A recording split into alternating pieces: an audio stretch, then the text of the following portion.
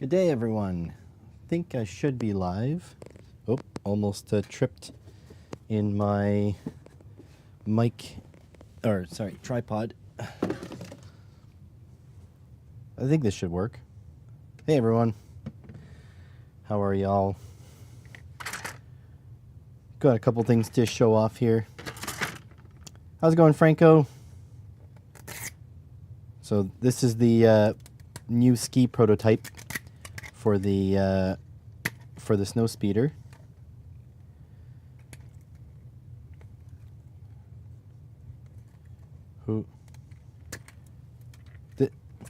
Y'all is a term of endearment, okay? I was just watching two guys fishing in Alabama, so that may have something to do with it.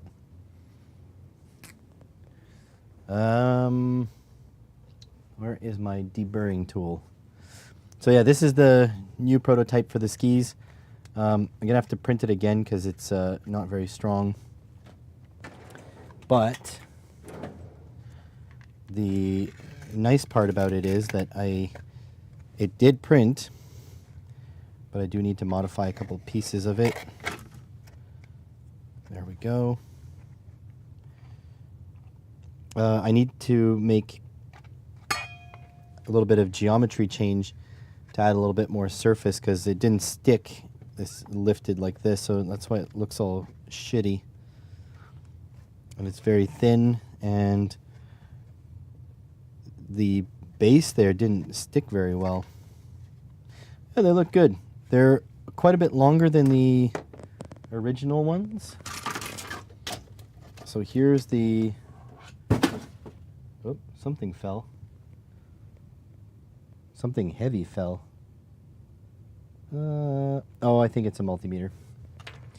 So this is the original one. That's this one. I put some holes in here because this will be a bolted bracket. This one printed flat like this, but the curves are hard to do when you print flat, so I print these upright. No audio. I think there's audio, because or else Faro would be running down here. So yeah, quite a bit longer because I wanted to make this curve quite a bit smoother. How's it going, Gerald?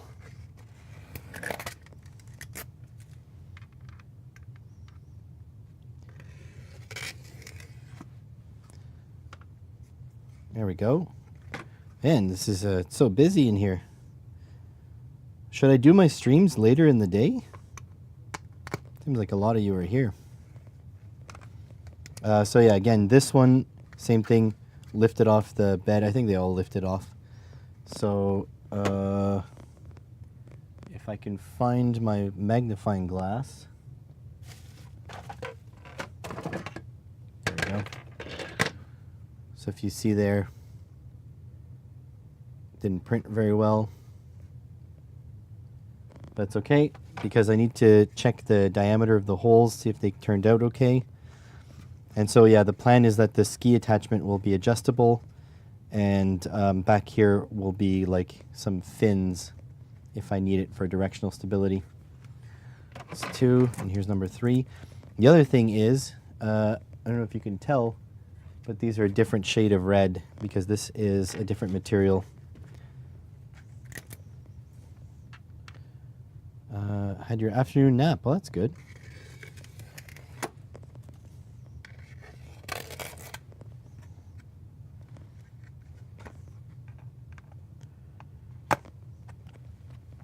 There we go. Another one here.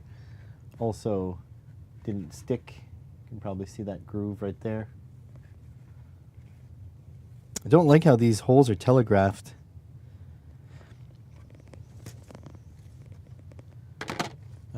Loose connection or wrong something. Looks like they may even be 50 shades of red. No, they're not. I feel like the Overture red is a little bit more orangey. This is very... Yeah, I think this has a touch of orange compared to this.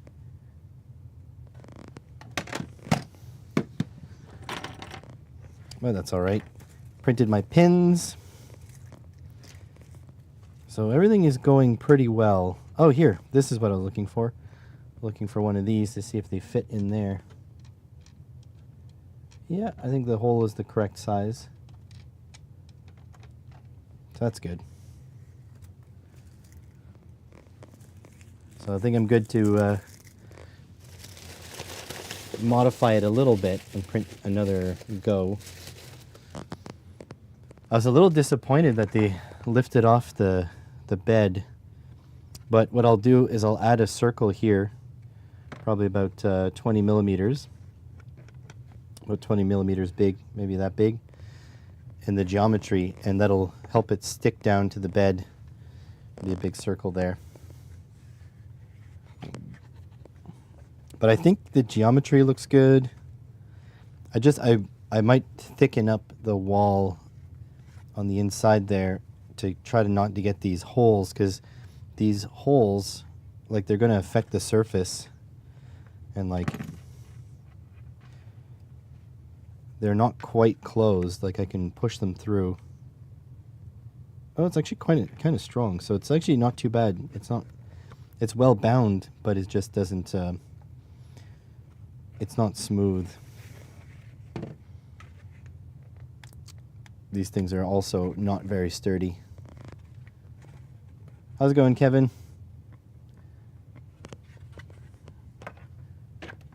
I wonder why you get no audio.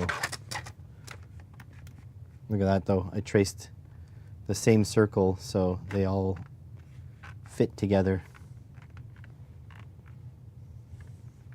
So this is kind of a waste. This is going to go into the recycling, kind of like this.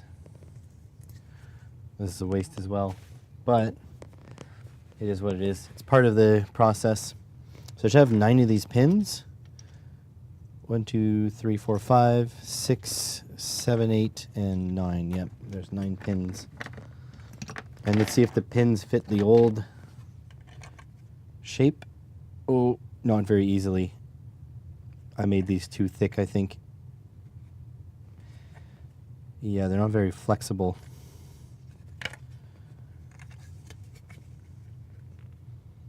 Oh, fits that way. Oh, that is tight. That is much tighter than I want it to be.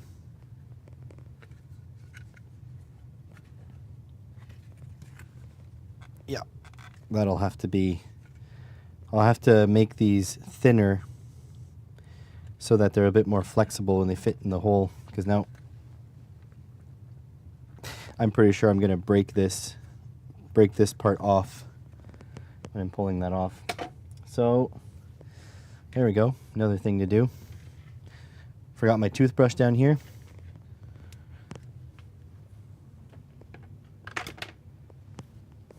Work, work, work, huh? These two can go over here. I got another kilogram of this filament. Why do Canadian live streams buffer so much? I don't know.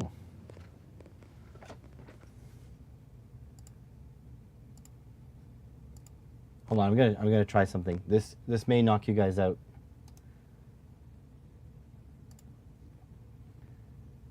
I don't know if you guys are still here, but I changed something real quick, and it may have knocked you out. You may have to refresh.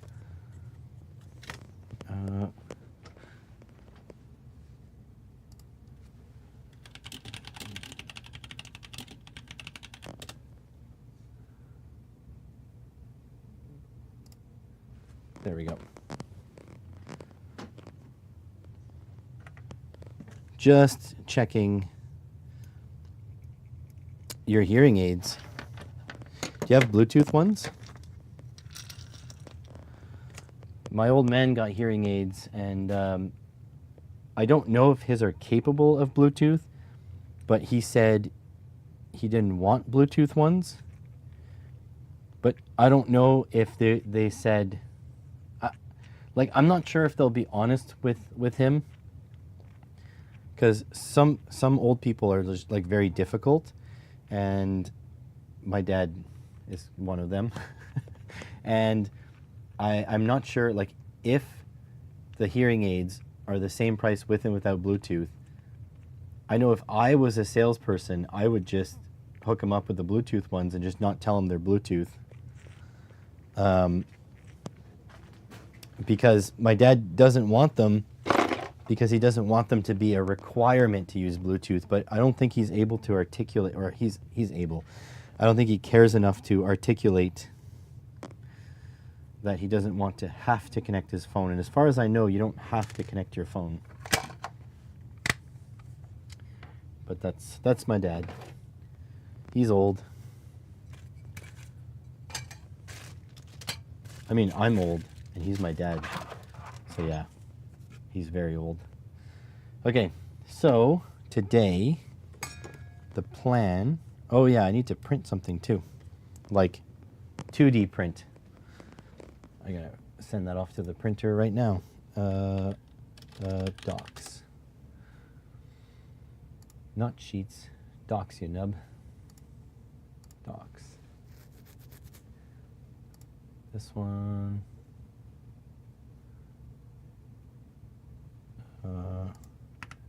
Escape, file, print. Pages. Custom.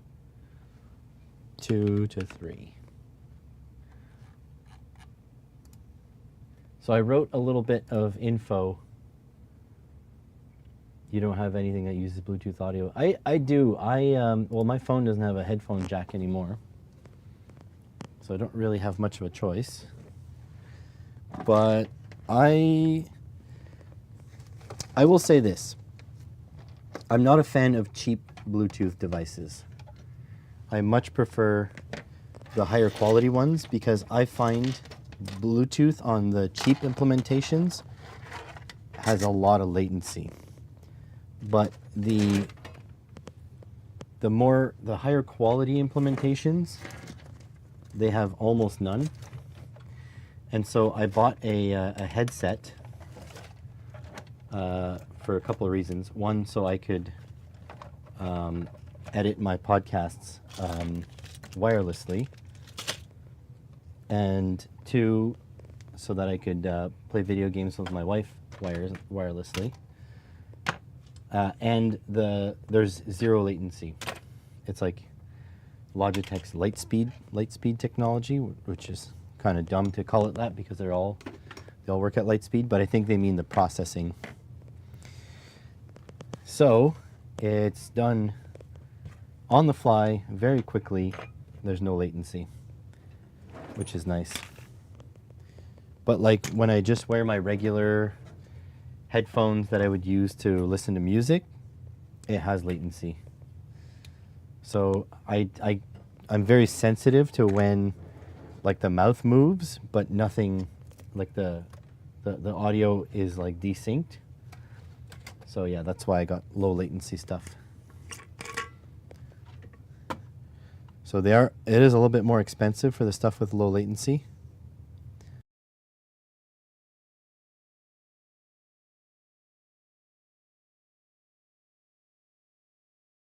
But it's much better. Just grabbing a drink of water. I finished my coffee before the stream, which is weird. All right, so we got to do a couple tasks in order to get this on track. So first and foremost, I need to go find a power cord for this. Yeah, so just a power cord. Yeah, that's it. This is universal voltage. I feel like there's not much in here. So we have to find a power cord. And we'll have to find a comfortable angle. Probably like this. You guys can sort of see that. UTG 962E will also join us, which is... I know I chucked it over here somewhere.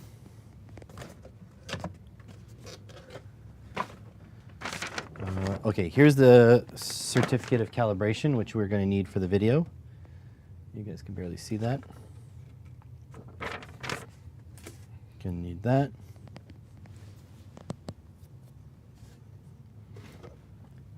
Let's see.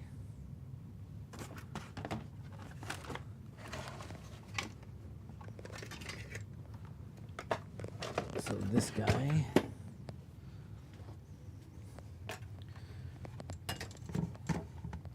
So these two, and we're going to need the scope for it too. Oh, and I need a BNC to BNC.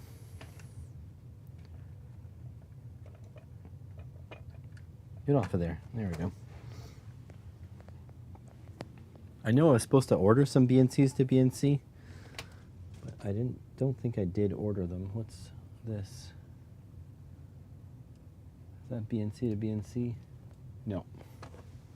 Another BNC to alligator clip. So yeah, we're gonna have to find a BNC to BNC, and yeah. Lost your mains lead for the V212. I have a V212 right up here. I don't think it's plugged in. Actually, it's a good question. Is it plugged in? No, it's not plugged in. Okay, so power cord for this. Now, the crazy thing is I've got power cords a little bit everywhere, but power cords in my in my work area here, they tend to hide from me. Like they'll duck for cover and then I won't see them.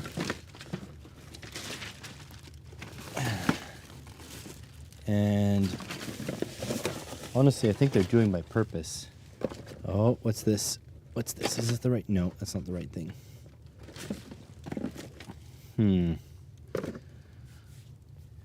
You would think I would learn and then I would do this before the stream.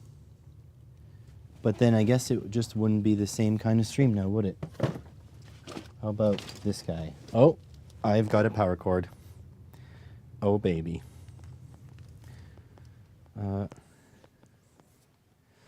The other thing that's a little weird about this UTG962E is that it uses standard USB, which is nice, but into a barrel jack. Not nice. There you go.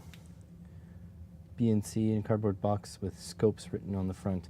I need to go through, excuse me, I'm just dying a little bit. I need to go through my hoard and organize a lot of it. Ugh. Okay, so plug this bad boy in. Put that all the way back there.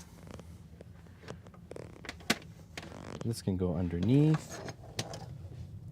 And there are so many cables and connectors, it's frustrating when they do yeah. Yep, I agree, they were so close. If this was just USB-C over here, and it was instead of this printer host, they would just combine these two into one USB-C, that would be the ideal. USB-C is the way. All right. So those two are set. Now I think I actually need two BNC to BNC. And what I have here on the floor is I have another BNC to crock clip. So that means like in the wild, in this like general area, there's going to be at least 3 BNC to BNC cables, and we need to find 2. So we got this printer port cable, this guy, and it's just dust flying everywhere. So USB A to USB B, I think this is USB B. And look, I have another one, USB to USB B, probably from another Unity tool. Then BNC to alligators. Depends if you're in the States or not. If you're in the States, it's alligator. Everywhere else in the world, crocodile.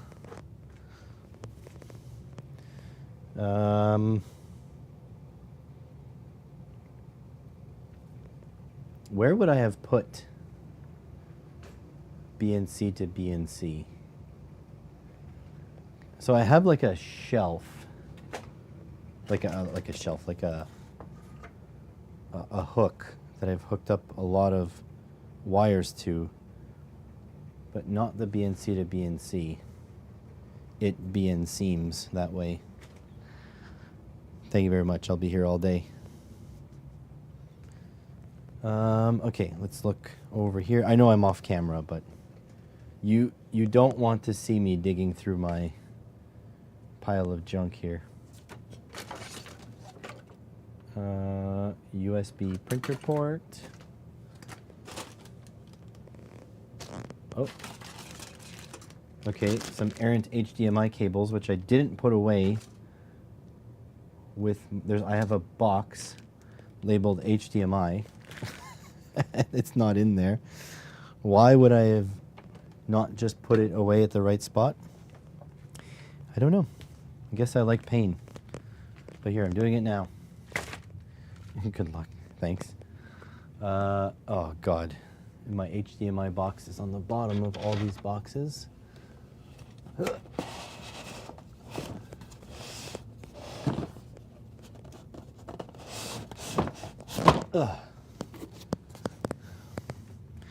There we go. See? Labeled HDMI. I'm going to be kind to my future self.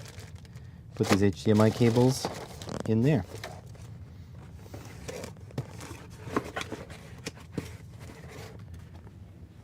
There we go.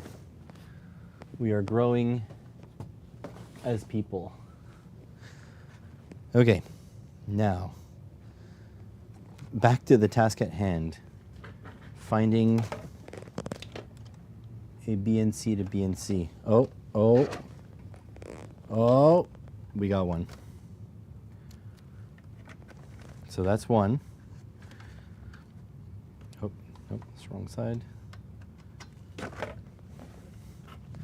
So here's one. And I even have my load, 50 ohm load, if we need it. All right, so, oops, that's the sink. There we go, and then, man, these two devices are like exactly the same. Oh, whoops, I'll plug one into the other one. Yeah, we got one. Like, are you doing a Ghostbusters thing? Okay, that's one. Oh, I found another load. Does that mean my other cable will be around here somewheres? Got a fishing lure. Here, you can look at that wobble, and that'll be your entertainment while I'm looking for stuff.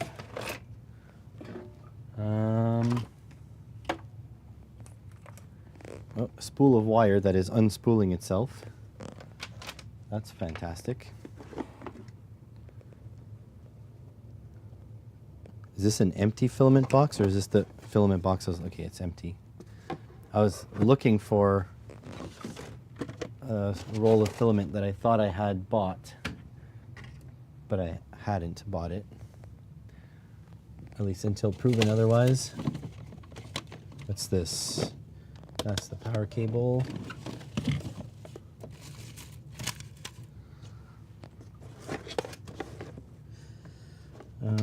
What's this cable?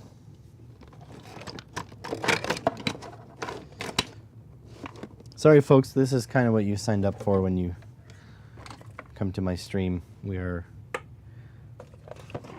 searching off camera for my stuff. I need one more BNC to BNC. Where would it be? NC.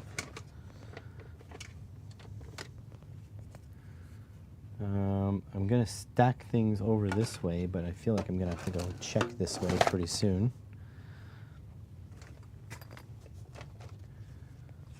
This guy from yesterday, 2 days ago. By the way, it's my birthday this week. I usually, here it is. There we go. We got two BNC. I'm always plugging into the sink. Yep. So there we go. 2 BNC to BNC cables. Oh, hang on. 3 BNC to BNC cables. We are winning. Oh, hang on a second. Just one darn tootin' moment here. We have a 4th BNC to BNC cable. Thanks, guys. I thought about streaming on my birthday, but now I'm working on my birthday. But that's okay. I don't work a lot. I work on YouTube a lot, but I don't work like I don't work my traditional job a lot. I have like a bunch of times that I will work more, but yeah, we're good. Making toast and tea. Yeah, I hit the mother load, and I took the 2 other ones and I just put them on my storage rack where they should be. So look at me being organized. Okay, here's a question for you. Do you guys store your cables in like a drawer, sort of like twisted up like this? Is this the best storage? Or do you store them hanging from one end like that? Because I'm trying the hanging from one end, and so far I'm not liking it, I'll have to say. They don't lay properly.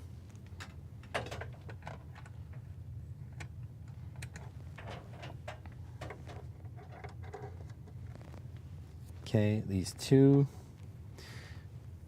Now we need 1 more power cable, which will be for the scope, and I presume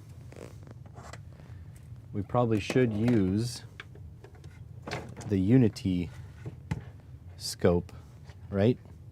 Because it is a Unity themed video. So that would be over here.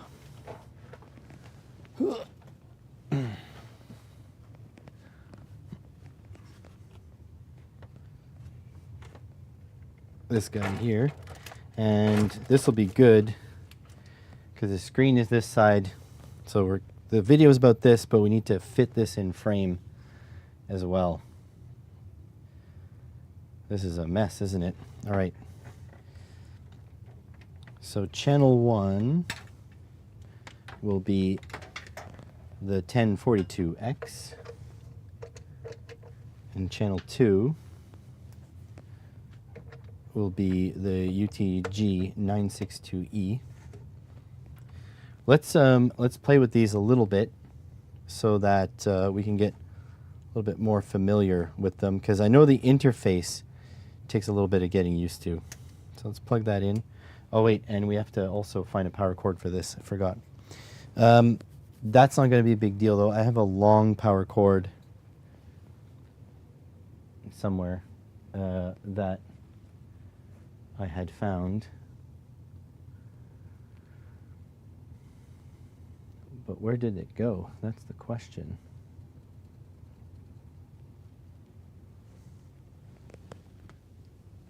My scope probes and cables are loosely coiled and put in the box. DC power cables extensions are draped over the living room door. Doesn't shut anyway. Yeah, so I 3D printed a rack to sort of slot my cables into, but it's not.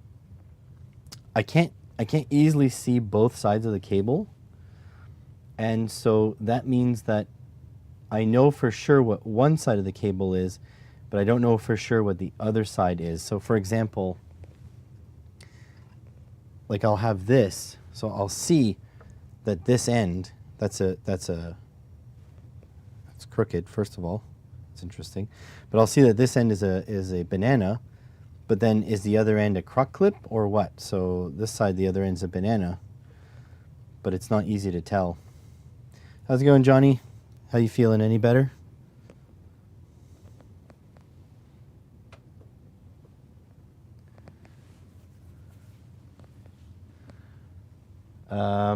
All right, let's find that last power cable. Also noticing I failed to put something away, which is really going to destroy me when I need to find it. So I'm going to put it away as well. So where did that last power cable go? So that can go in there. So I need one more IEC cable. I think I spy one here. Let me see. Let me IEC if I can find it. Yes, this is an IEC cable. All right.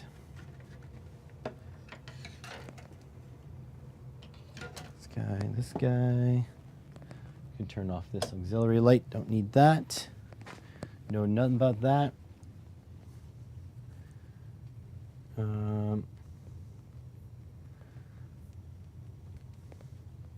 I think if I had to redo my filming setup, I wouldn't put myself up against the wall. I have a pegboard back there, but I think if ever I had to redo, I would have my bench like floating in the middle of the room.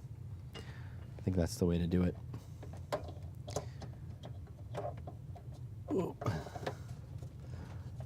Because now all my filming space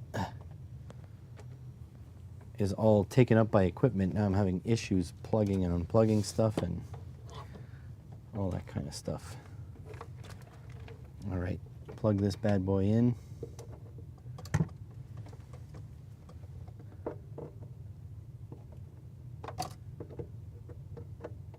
Get in there.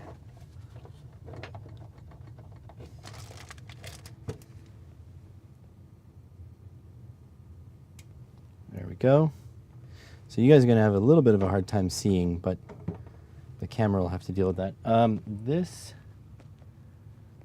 I need... Okay, that was not good to fault.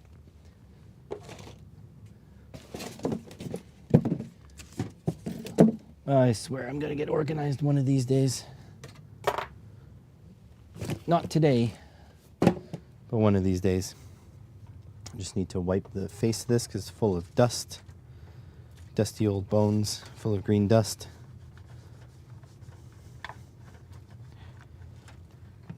All right.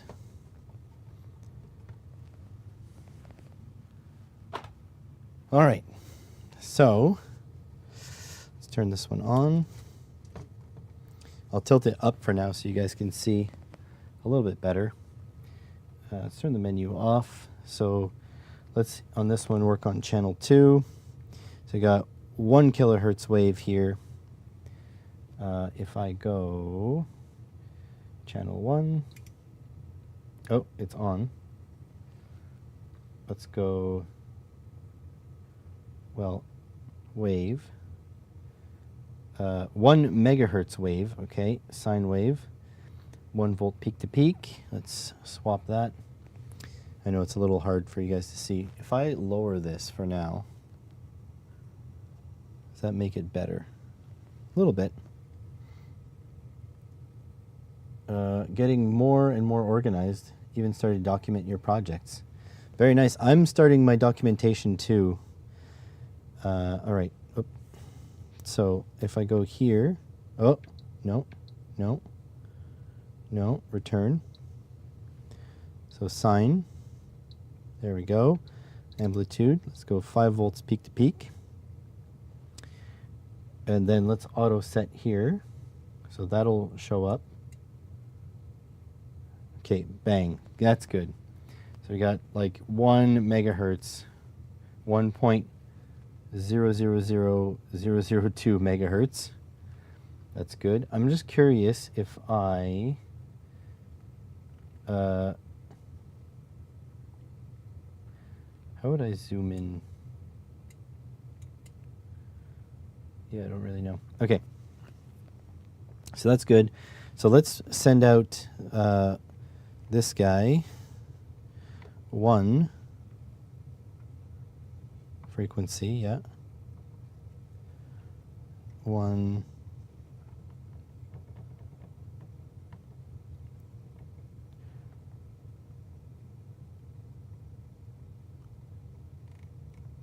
megahertz. That's good. 1 megahertz, and then amplitude 5 volts peak to peak. Volts peak to peak. That's good. Channel 2 on. Let's auto set that. Should grab both channels. Auto set completed. Maybe you have to turn on the channel. Channel 2. Oh, this isn't channel 1. Dang damn it. Give me that. Okay. It's auto set.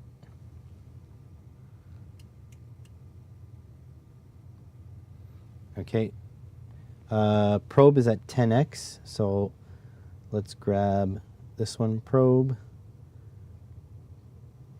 Probe is set 1x, that's channel 1. Channel 2, probe. Probe is set 10x, go 1x. That's good. Shut the menu. If we trigger,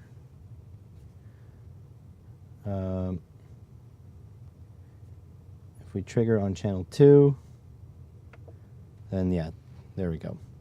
So there's a little bit of variance. Here we have 999.9975 kilohertz. And if we trigger from channel 1, this one is 1.000002 megahertz. This one seems more precise if we can trust the counter in here.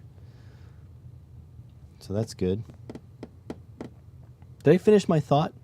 I meant to say, Johnny, I'm beginning to document my code. Lots more, writing out stuff. I should probably do it for my boards too. By the way, my boards, my PCBs, the 3 we designed on stream, they are showing up on the 12th, on Wednesday, by DHL. DHL is so incredibly fast. Okay, so that's good. So we got both of them showing up here. You can turn this off, get a nice full screen.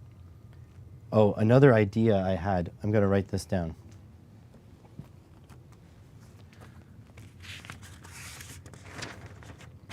And you guys can tell me what you think of this too. So, at the moment, I have 3 scopes. Oscilloscopes. Okay, so I have 3 scopes. So one is the this one here, the UPO 1204. This is the newest one I have. The UPO 1204. I have, which is the Unity. Then I have the Keysight. Let me go get the part number off that because I'm going to need it for the video making purposes anyways. DSOX 1105G. DSOX 1105G. Is that what I said? 1105? It doesn't make sense. It should be 1102. 1102G. Yeah, that makes more sense. 2 is usually the channel. 1102. Because this is a 1204. This is a 4 channel. So 1102G. And I have my Rigol DS1054Z. Now here's the deal. I have these 3 scopes. I need to get one permanently installed up there in my equipment rack. And so I want to do like a joke, like a like a Bachelor, you know, like the Bachelor, where you pick which of your partners you want to marry. I guess it's like a TV show, and usually the winner gets like a rose. That means you've won. So I want to do a sort of like a shootout between my 3 scopes. Which one will be put up there? So that's going to be like a you know, I got to pick one of them, and the other one will be like a secondary scope. So like Bachelor style shootout. So I'll have like maybe rounds. Like one will be like spec for spec. So which one has better specs? Never seen that show. Yeah, like the dating game. You know, something like that. So I don't watch it, but I know the concept, right? Where they give the rose. So a round could be like spec for spec. It could be like usability. The other one could be like extras. Because I think this one, I don't think this one has a function gen, but I think the Keysight might have a function gen. Right, so that would be a neat video to do. And essentially, it's just a scope shootout, which people like a comparison, this scope versus this. And you know, just with the a little bit of added zhuzh, so it's not so boring. You know, so this is going to be my idea. I'm just going to write it down. If you guys have ideas, like what I can add to that, you guys go right ahead. I'm listening. It's the right time. Video ideas. Picking a scope for my shelf. There we go. So yeah, if you guys have any opinions on what that looks like. Also, can't you... I'm sure we had something like that. Didn't watch it through if we did. Can't you sync these two together? No, wait. I think you can only sync them if you have an external synchronizing thing. Right? It's input only, I think. Are these getting warm? I don't know. Okay, so let me run upstairs. I'm going to get... Actually, you know what I'm going to do? I'm going to take my coffee mug. No, you have the dating game. That's probably a good thing. I'm going to take my coffee mug. I'm going to start heating up water. I'm going to grab my script that I printed. I'll come down here. We'll go over it a little bit. Then I'll go back up, make my coffee, and then we can get started. So, let me put my... I think it's this guy. Somewhere in here. There's a Be Right Back coffee. I want to hire an artist to make me like a Be Right Back coffee screen and pick some like elevator music for it. But that's neither here nor there. I did want to... There's a Canadian woman that does comics all the time, and I was thinking of hiring her. But once I saw that she has a Patreon and it's like booming, I was like, maybe I can't afford her. Then there's also my wife. But the problem with asking my wife, she's probably not listening to this, right? The problem with asking my wife to do art for me is that she won't want to take payment, which is not like... I want to be able to pay for it. I don't want free art. What just happened?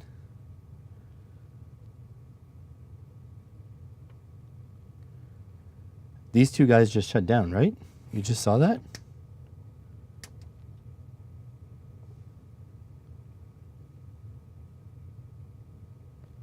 What? This is plugged into the same power bar. No, it's not a timeout. This has a... Wait a minute.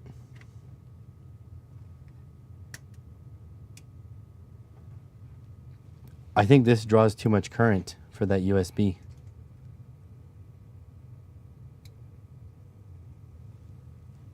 I don't think this is a 2 amp output like my other tools. Let's plug it into here. And let's see if that changes. Huh. Oh, and we lost, right? We lost where we were. No, 1 megahertz, 5 volts peak to peak. Channel 1 on. Channel 2 on. Okay, we're good. So anyways, so as I was saying, I want to hire an artist. I want to commission an artist. I think it's more to do some art. I tried asking ChatGPT to make me some stuff, like AI generated art, but it all looked like ass. It wasn't really the vibe I was going for. But anyways, so I'll get my coffee. I'll start my water heating up, and I'll get my script, and then we'll go over my script while my coffee heats up, and then I'll make my coffee, and then we can get going. All right. I think we've got a plan. So I need to find an artist, essentially, which I would love to ask my wife to do it, but she won't let me pay her.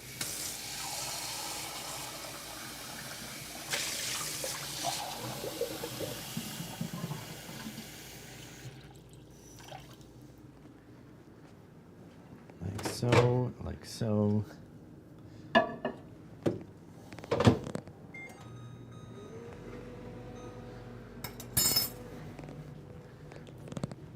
Let me grab my script. Oh, hopefully I didn't bump my microphone.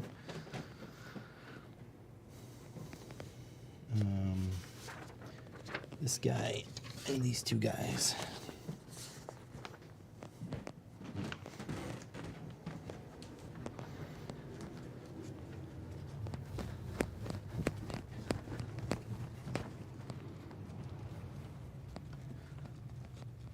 Alrighty, I'm back. How's it going, David? So let's make sure this thing doesn't shut off. Happy Monday indeed, right? It's Monday? Yes. It's Monday, which means a new episode. My wife and I, we do Wordle, Framed, which is a movie guessing game. Guess the Game, which is a game guessing game. Bandle, and Episode. But the Episode, which is the TV show guessing game, is once per week. So today would be the day we're going to do it. All right, so here's my script. You probably can't read it, but that's okay. Essentially, I made these charts, these tables, because these two devices, this one is $100 US cheaper, the 962E, $100 US cheaper. And so I am struggling to explain to people why you should get this one, which is the video that I'm working on. So why you should get this one instead of this one, right? So here's a chart, all the stats. They're both 2 channels. They're both 4,000 points of memory. They're both 20 megahertz limited in the square and pulse. They both have sine, square, ramp, pulse, noise, DC, and arbitrary waveforms. They both have linear and logarithmic sweeps.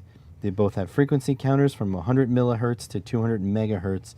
They both have a 4.3-inch display, and they both don't have touchscreens. Okay, so get that out of the way. Here are the specs they have different, and I'll have to just make sure that that's it. That's all they have different.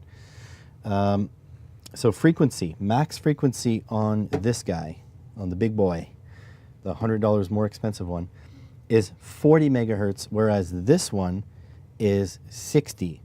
So now you're like, wow, why would I bother buying this one instead of this one? But here's the difference. So the vertical resolution of this one is 14 bits, which is great. That's a lot of discrete steps. The vertical resolution of this one is 16 bits. So this has 4 times more vertical resolution than this one.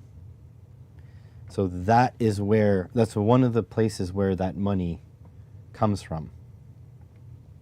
The other thing, this one has 24 built-in arbitrary waveforms in its library.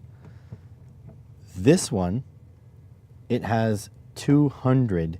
And in fact, the cool thing that I found is that this one here has automotive waveforms, which is awesome. Although I would much rather that this one have automotive waveforms because this one is more portable. It's a USB powered. That's neither here nor there. This one, the modulation types. So they both do AM, FM, FSK, and PM.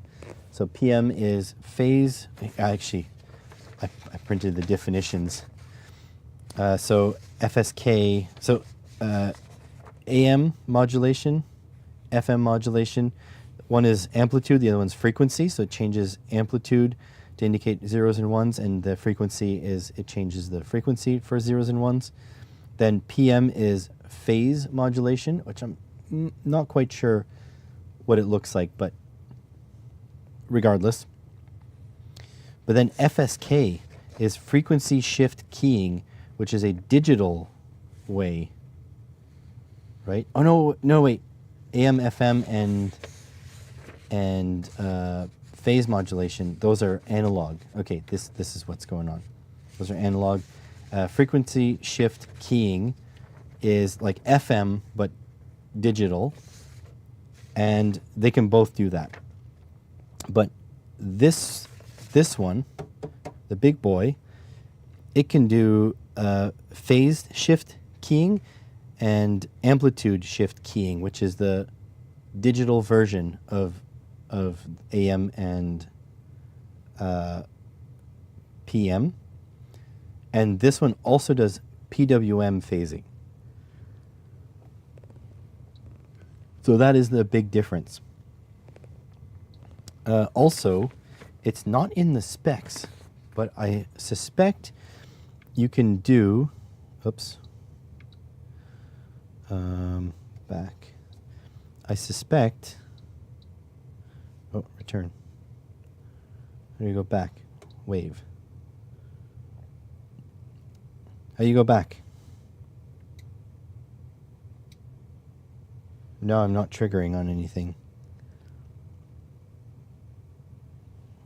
What is going on? Mode. Okay, that was weird. Oh, this is, okay, hold on.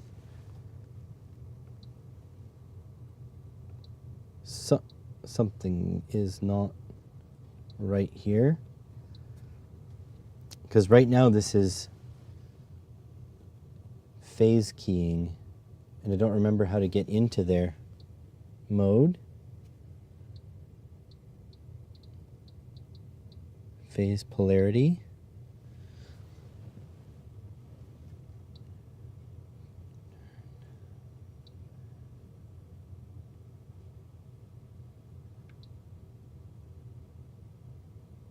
Internal.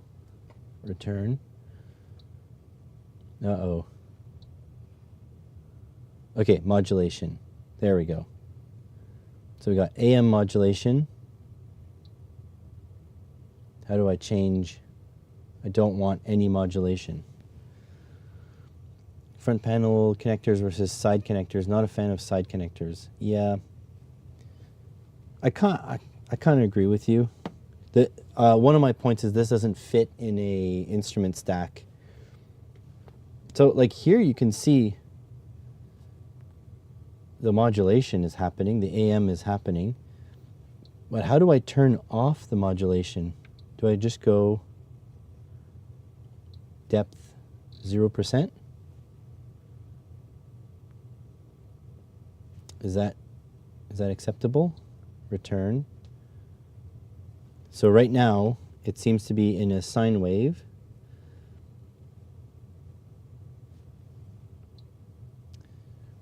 Five volts peak to peak. Is it though?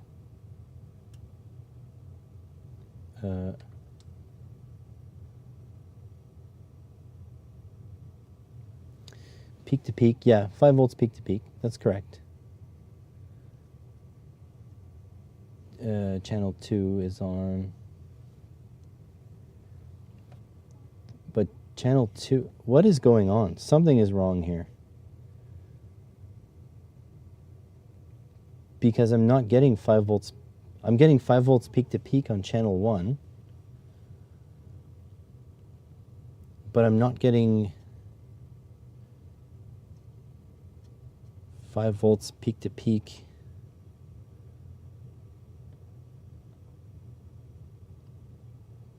Mode sine. Is this modulate? Now it's modulating. Why? Why is this modulating? 0%. Okay, now they look the same.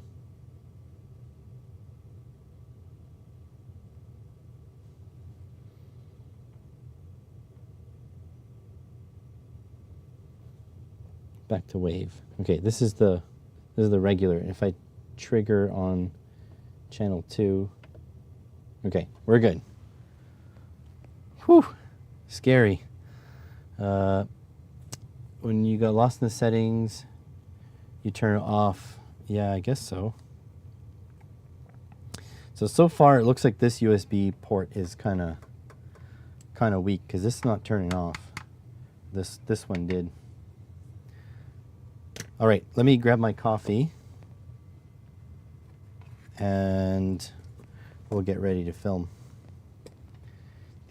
I do need to ask your opinion on something, so when we get back, you just make my coffee. That's that utility button I see.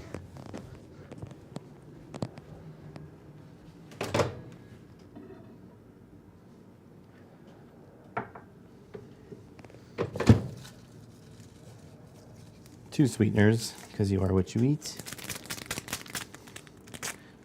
And that's me, sweet as all hell.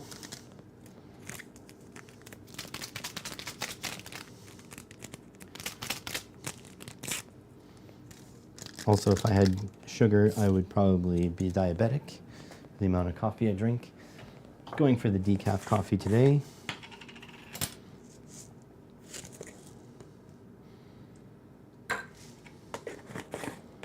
Because it is 1 o'clock in the afternoon. And some creamer.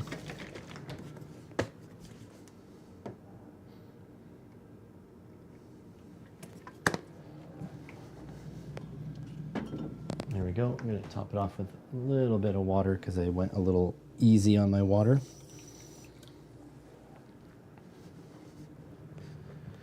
There we go.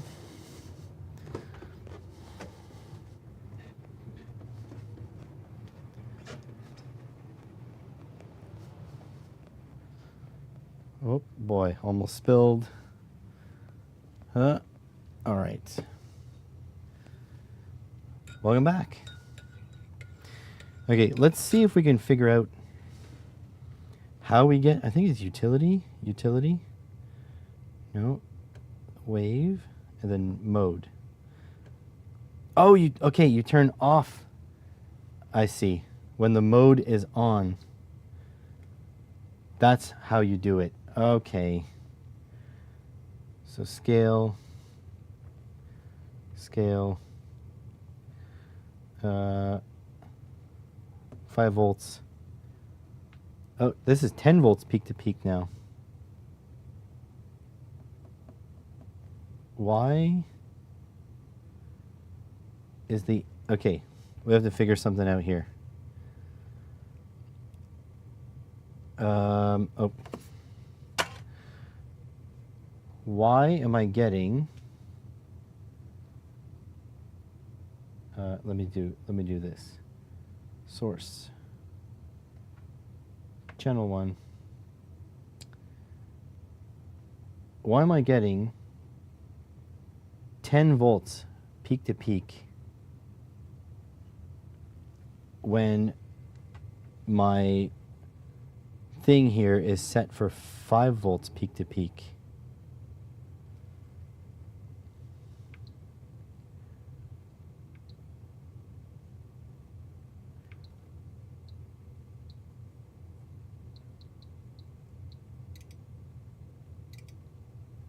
This is 5 volts peak to peak, but I am getting 10 volts peak to peak.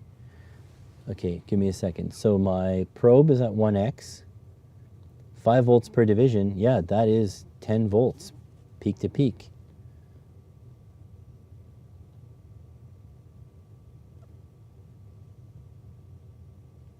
You can advertise your channel, Johnny. Put a link in the chat. Okay, so I'm confused because this is 5 volts peak to peak and this is 10 volts peak to peak. Probe is at 1x. Something ain't right. And it has the 50 ohm. Oh, one has the high Z. Let me change. If I go utility, channel 1, 50, yeah, 50 ohms. Okay, that's good.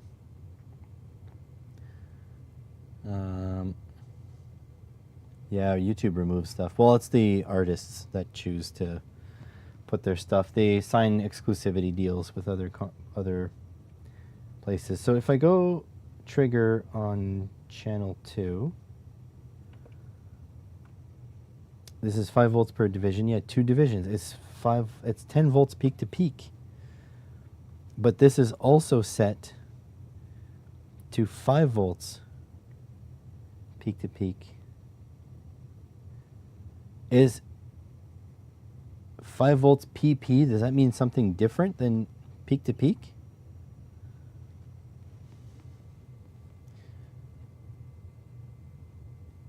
Does that mean something? If I flip on the mode. So if I flip on mode, channel 1, now I'm getting 5 volts peak to peak, but I have a mod frequency.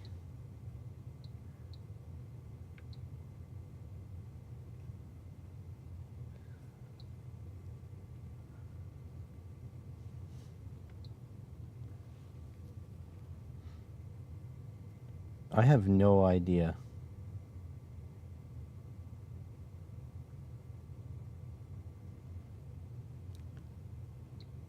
This doesn't make any sense. Yeah, no, it shows the drawing of peak to peak. It literally shows top to bottom. Full bandwidth, course. Invert is off. DC coupling. I go AC coupling. 10 volts peak to peak.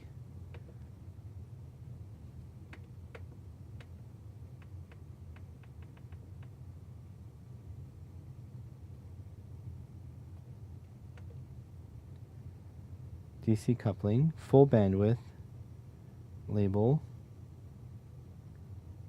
V bias. Oh, the bias is like the offset? Oops, what am I doing? Yeah.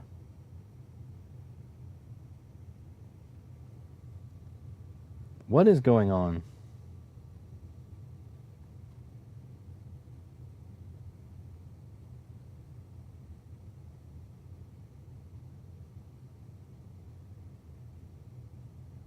Does anybody have any sense to make out of this?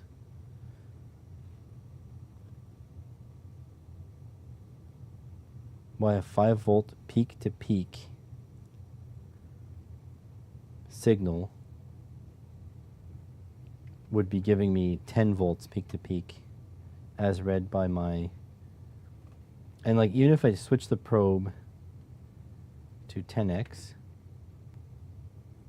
it just shows 102 times now. If I go 0.1x, now it's 1 volt peak to peak. So 1x, which makes sense. 10 volts peak to peak.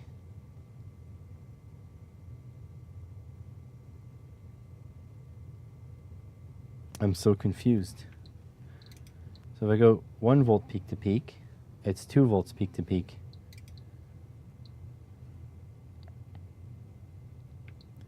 Okay, let's check in the utility menu. Do I have something? Sync output off. Tool. ARB MNG, whatever that means. System.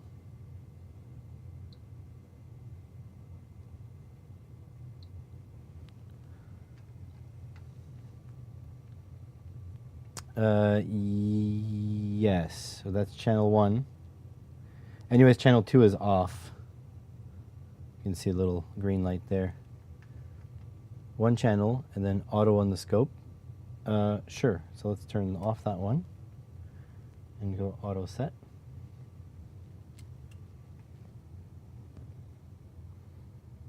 So yeah, 10.08 volts peak to peak.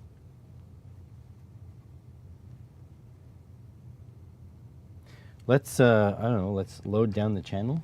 Maybe I need to put a 50 ohm terminating resistor, even though this one has it built in.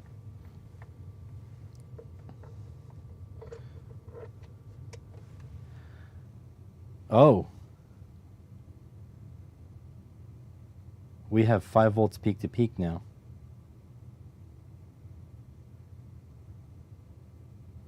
Okay, okay. We're getting somewhere. Page down. Oh, I need to take the freaking beep off. Hate that. Screensaver, I gotta take that off. Off. Utility. Tool channel 1 setting. Load. Oh.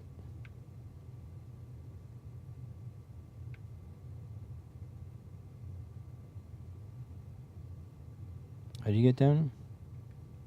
Oh, inversion.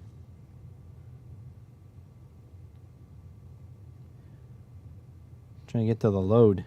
Load. High Z. It didn't change. Okay, so we need to load down. Wow, okay. I didn't realize that. Because now it's 5 volts. It's like 5.2 volts. Not super accurate, but okay. Well then. Now I'm going to look like a hero in the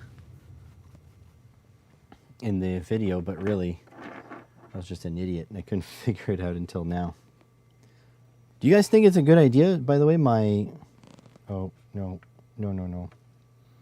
My idea about the, because I need to put a scope up there. Do you think that video idea is good about doing like a game show style, but like very, not that high effort, just a little bit of fun. Do you think that's a good idea, or am I being too weird about it? Channel 2 on, this auto set. Should get it all. Oh. Yeah, 5 volts peak to peak. Okay, we're good. Sounds fun? That's good.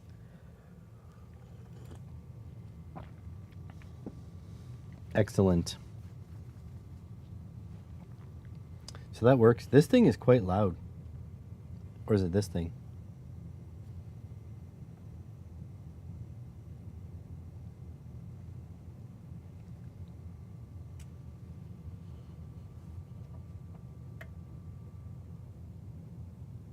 Yeah, the fan in here is quite loud. Might have to upgrade this fan as well as the multimeter fan.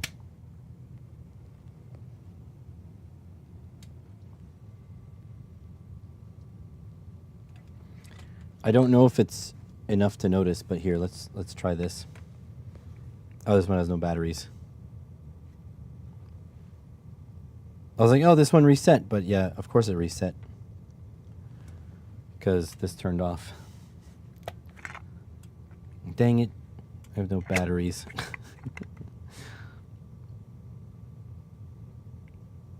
Don't you just hate devices that require batteries? Anyways, so yeah, this thing might go into it too. All right, so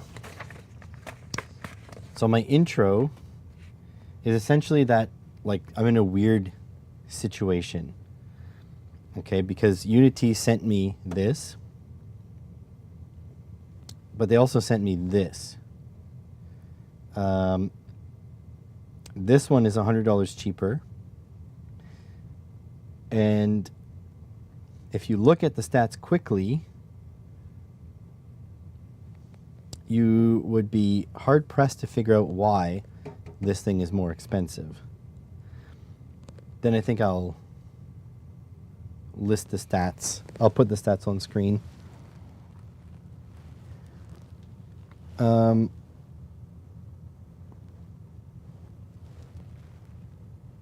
Just trying to think of the best way to say this, because I do like these charts that I made, these tables, right?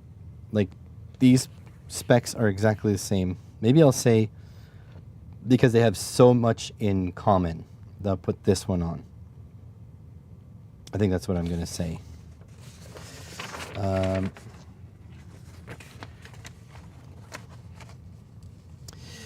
Looks more capable than its bigger brother.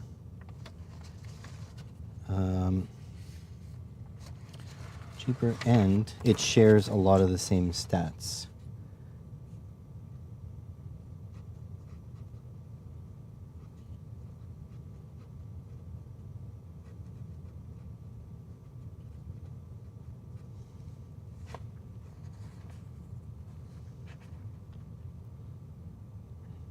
Specs, and in some ways it looks, and in some ways it looks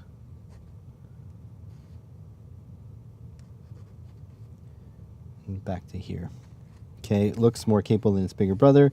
So you have a quick look at the stats and decide you aren't really sure why you need to pay $100 US more, then go watch my video on this one and go buy this one. This is my ultimate recommendation. Yeah, exactly, Franco. Like, essentially, my thesis is, if you don't understand what makes this more expensive, just go buy this. This is a fantastic piece of kit for pretty much everybody that I know of. Like, you know, like hobbyist level stuff. This is perfectly good. This video will be about where that $100 comes in for this. I think that's how I kind of word it. Like, if you're just looking for a function gen, go watch my video on this one and go buy this one. If you want to know what makes this $100 more expensive, that's what this video is about. So I think that's the gist of it. Does that make sense? Does the concept make sense? I don't want to be condescending either, because I know a lot of people in this hobby are gear snobs, and that's not what I'm here to do. that is good advice on, yeah, there we go.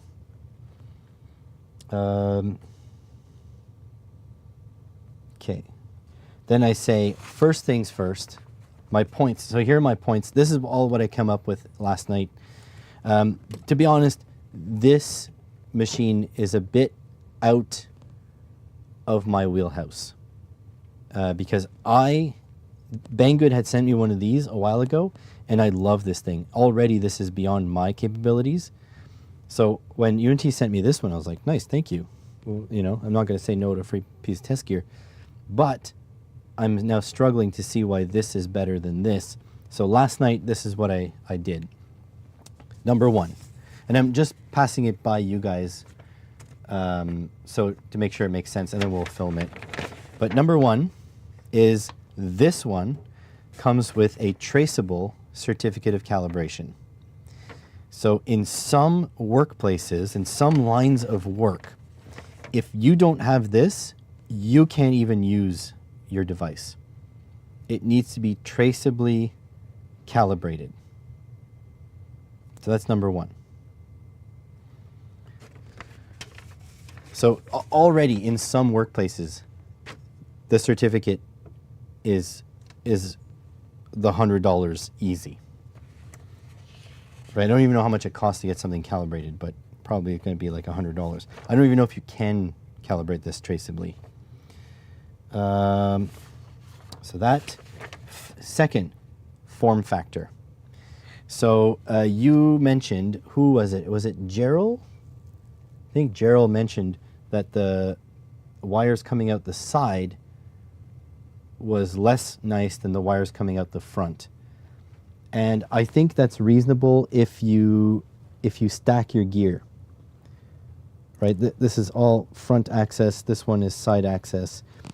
This one perfectly fine for hobbyists, but if you're going to use your SIGGEN every day, I think this would get a little annoying. This one is not. The other thing is that this stacks with your other devices, so your power supply, your multimeter, all that stuff. This is stackable, and it will stack, whereas this one, it just kind of hangs out. However, I think the form factor for a hobbyist is a bit advantageous for this, because if you don't use your SIGGEN every day, you can simply put this in a drawer. It's tiny. It's actually small. It's like, what is that, 3 inches or less? It's like small. Let me see. Let me see in millimeters. In millimeters, it's less than 60 mils. It's 56.9 mils. And in inches, it's at 2.25 inches. So this is easily drawer height. You can pop this in a drawer, no problem. Whereas this one, no, you need bench space. So form factor is number 2. Number 3, biggest deal, 14-bit, 16-bit. So again, this one, 14-bit, you get 16,383 discrete steps, you know, analog to digital conversion. Or, sorry, the other way around, digital to analog conversion. So the DAC is 14 bits. This one is 16. So instead of, I wrote this down, instead of 16,383, you get 65,536 discrete steps to show to represent, you know, a truer analog waveform on this one. And I did a bit of research, and a quality 16-bit DAC can be worth multiple times as much, can cost multiple times as much as a quality 14-bit DAC.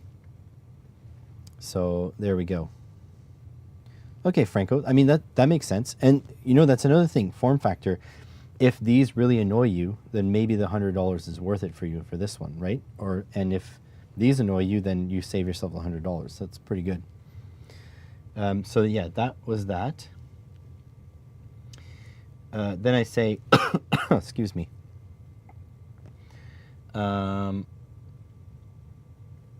For hobbyists, because my channel is a hobbyist channel, does the 14 versus 16 bit matter to you? I say probably not. This UPO 1204, which was gifted to me by Unity, only has 8 bits of vertical resolution. So I say most scopes you're going to pick up, right, as a hobbyist, and even as a pro, is going to have 8 bits of vertical resolution. However, I do have this, which is OWON's VDS 6102A, which is a USB oscilloscope, and this one is special because it has 14 bits of vertical resolution. So if you were trying to see the maximum vertical resolution limits of your tools, then this one is not good enough. You need this one. But again, for hobbyist use, this thing is special. This is not the norm. I get the cheaper one. I've got to get a scope for. Yeah, of course. You don't have a scope at all? Is that what you're saying? You don't have an oscilloscope at all? I have to say, Dave Jones made me believe that I was going to use a scope every single day. I do not. Excuse me. Sorry, I think I'm dying a little bit from all this friggin' talking. So that's my example there. And then the other thing is that this one here is also more feature complete because it comes with a bank of 200 arbitrary waveforms, whereas this one comes with only 40, how many? 24 arbitrary waveforms. So if you go wave here, arbitrary, wave file, so internal, so you've only got, yeah, 24. Cancel, cancel, wave, sine, go, back to there. This one here, arbitrary, waveform, local, you've got like 12 folders. But yeah, some of them is like automotive, automotive here. So you've got all sorts of interesting sine waves here. You can see it better on the scope.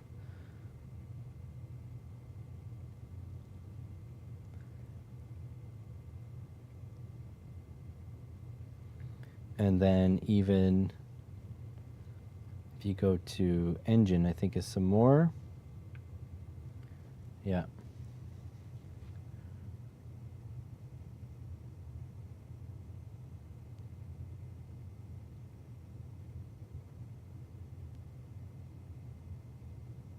Look at the jitter on that.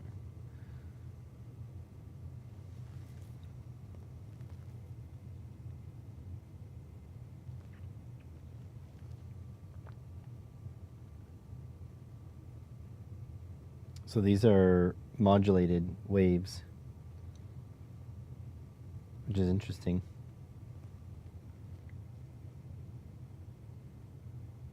So yeah, that's a big difference. Cancel, cancel, cancel. Go back to wave, sine wave, then auto set.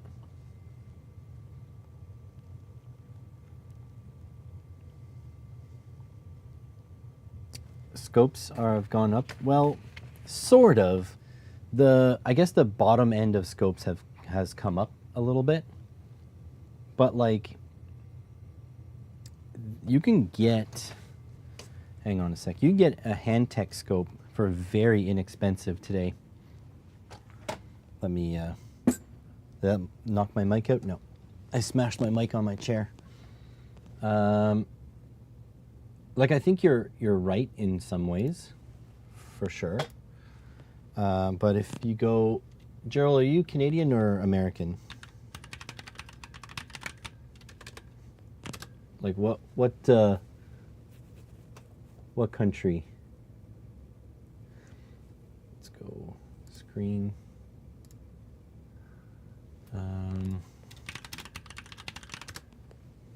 Canadian. Okay.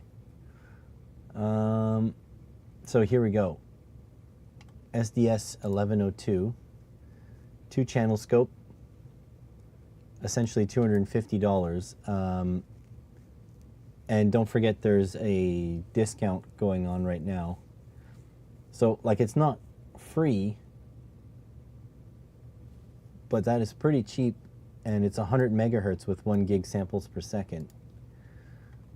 But I do agree, like these Finersi, like they went up a little bit, but I don't know if I'd get one of these as my one and only scope. Oh, here, Hanmatech. There's another one. So this is 110 megahertz, so let's say 100, 1 gig sample per second, 208.99, and 4-channel 277. That's pretty nice. So I think the benchtop scopes have come down. Here's a Finersi. I think I remember reading that this one doesn't have a roll mode, so I don't know if I'd want that.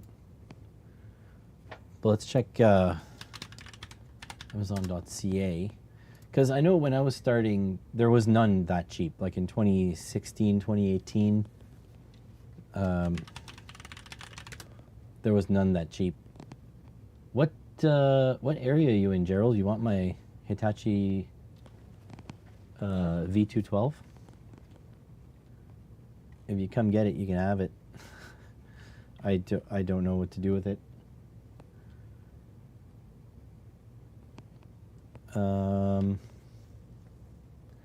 So there's the Finersi. Yeah, I think this one doesn't have roll mode. I probably would avoid. It's under 400 bucks.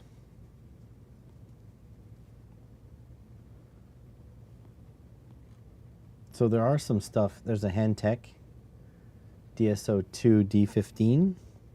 Oh, I shouldn't do that. Like so.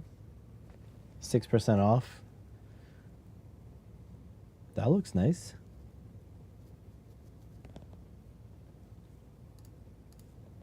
I feel like I already asked you whereabouts you live, Gerald. I'm sorry. Excuse me. Also, take a look at Keysight. Every year they have giveaways.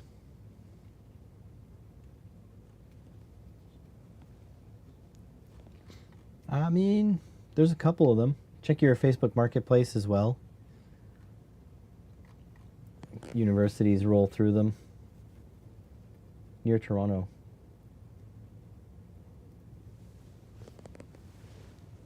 Oakville. But yeah, if you wanted to come up and get my V212, you just need to buy probes for it. I never bought probes for it, but you buy Chinesium probes. But yeah, I'll give you that. You have to come to Ottawa though. And sadly, I can't give you a lab tour either. Gonna keep a little bit more private. How's it going, Curtis? But yeah, essentially, if you want to come, if you come to Ottawa and you want my Hitachi V212, you can have it. I paid 40 bucks for it, and I barely used it. So if that means it'll go to a good home, I'm good with that.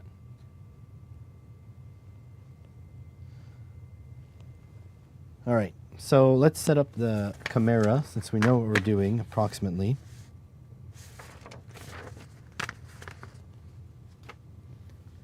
And then we'll run it through. This can't go there. This can go there. Is this all maxed? That's all maxed. Like that. I'll take a look at how the light looks once I get this all set up.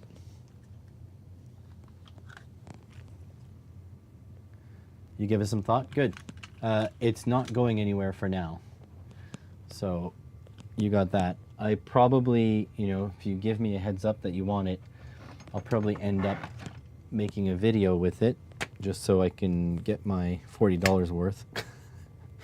Although a video on a oscilloscope on my channel will never generate $40 of ad revenue. It's impossible.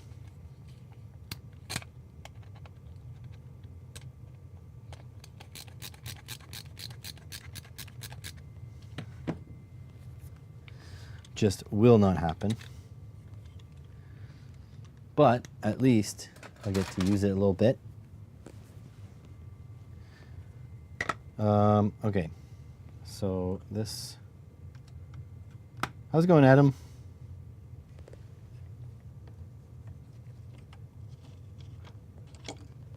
There we go. Oh, can't forget the cord. This thing is so dusty. I need to get a cover for the viewfinder up here because it just gathers dust. Which way do I have to plug it? This way. This is the new camera, by the way. Well, new. It's like a year. No. Please. No worries about the $40. Just if you come, honestly, I am not kidding. It'll be totally free. I just want you to give it a good home. The thing is, I was considering donating it to a high school or makerspace, but let's be honest, they don't want an old analog scope. They don't want an expensive scope. The analog scopes are a little bit out of date, you know? So if you're saying you're going to use it, you don't have to pay for it. I'll give it to you. You just got to give it a good home. That's it.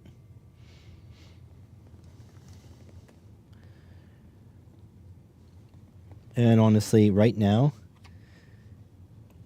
the dumb part, the stupid part is, you know how I'm saying I need to put an oscilloscope up there? Well, the V212 is up there, but it's like a little bit this way. However, it's not plugged in. So how useful is that? I honestly don't like the analog scope. I mean, it's better than no scope, and I did buy it when I had no scope. But shortly after, I bought the DS1054Z, and that is just leagues better. The problem with analog scopes is that vertical lines do not look vertical. There's no lines. Since they just shoot upwards basically as fast as possible, you don't get a vertical line. You get nothing. So you'll see the horizontal lines, you don't see the vertical lines. And what's cool about it is that you and Franco will have the exact same scope. So there, you guys will be brothers in a way. Just setting up the tripod here. 2, and then 3 legs. All right, so tripod over here. Let's see what the view looks like. Should have put a new battery before I put it on the tripod holder, though. Am I able? Okay, I'm able to switch the batteries. Oh, that's good. You know what I'll do? I'll turn on my power supply and I'll plug in the USB-C, because that will recharge. My camera recharges by USB-C if I plug it in. So it's probably something I should have been doing. I wonder if it works while plugged in. I don't know why it wouldn't. On. Oh, the charge light turns off. So Yeah, you can't charge it while it's on. Huh. Would you look at that? Okay. Also, you guys are not letting me forget my microphone today, I hope. So, fully charged now. So, are we fully charged? We are fully charged. Start using the one on the right. I've been using the one on the left a lot.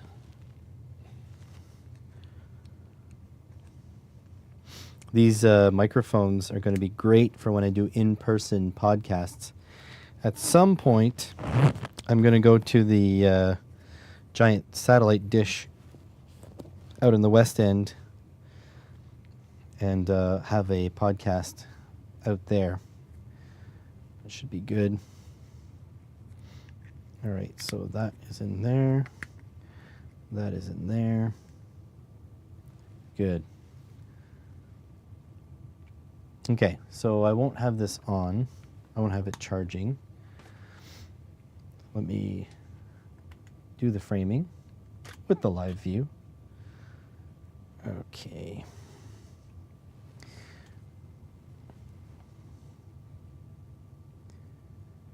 So the only problem... Okay, the screens are so dim. Okay, that's a bit better. So you won't be able to see that one. Let me turn it this way. Is there a way to utility system backlight 100%? Damn. Utility mode wave. There we go. Did I change something? Oh yeah, the mode's on. Off. Off. Back to wave. Good. There we go. All right, let's clear the stage. It goes in there. That goes in there.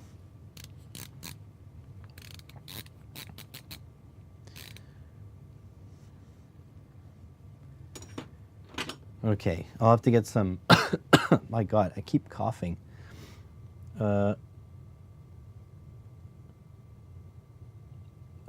What's going on? For a 1 gig wired network, the server is slow. Is it? Are you talking about my stream? Is my stream buffering again? I hope not.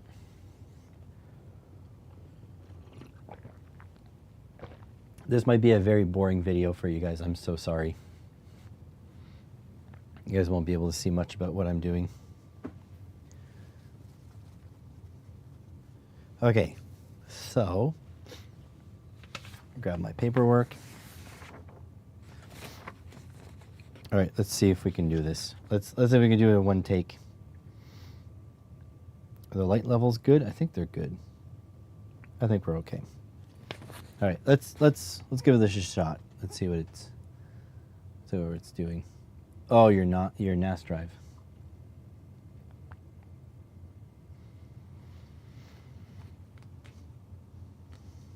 This video is going to be a bit weird. Unity has sent me this, the UTG 1042X, to take a look at, but they've also sent me this UTG 962E, which I've already taken a look at.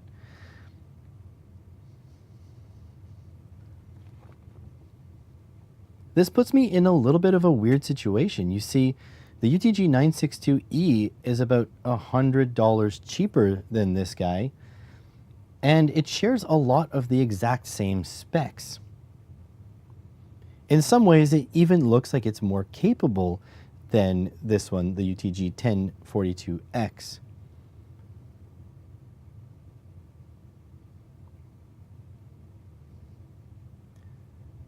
So if you came to this video wondering which function gen you should buy, just go watch my video on the UTG 962E and buy this one. It's plenty capable, you'll love it, and it'll keep up with your skills for a long time to come.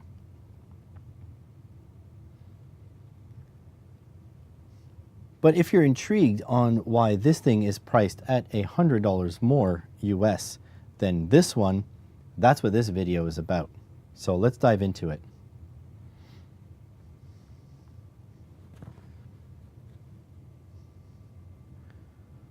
I think that was all right. I'm going to edit it to be more smooth, right? Kind of multitasking. Yeah, all good. So that went a little bit smooth, right? Let's do the intro twice. I'm going to do it again because I don't want to have to reset this up for the same shot. So let's do it this way.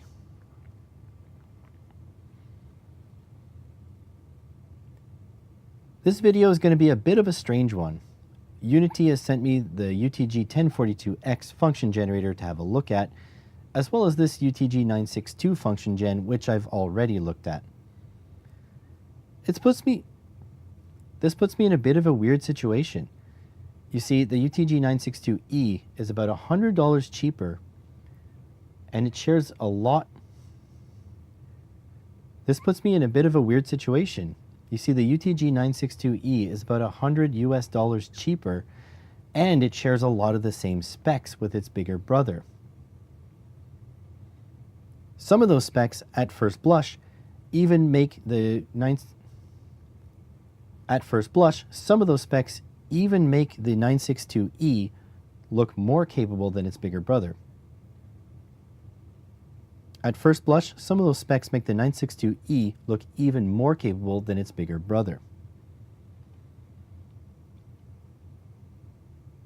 If you had a quick look at the stats and you really aren't sure which one you should buy, then simply just go to... If you quickly browse the stats and you're not sure why the UTG-1042X costs $100 more than the UTG-962E, then just go watch my video on that one and buy it. The 962E is a perfectly capable function generator which will last you a very long time. This video, however, is on the UTG-1042X and why it is more expensive and more capable than its little brother.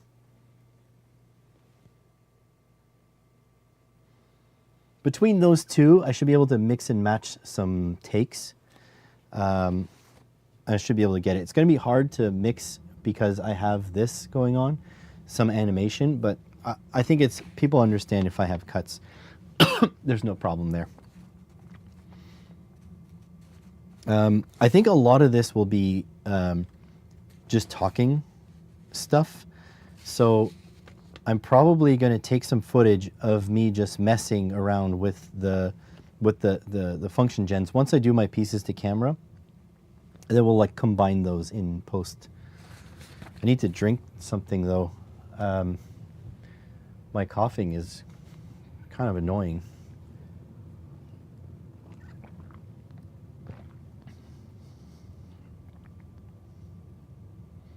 Let's turn my camera off while I take a couple minutes to breathe here. I'll plug the USB and charge it a little bit.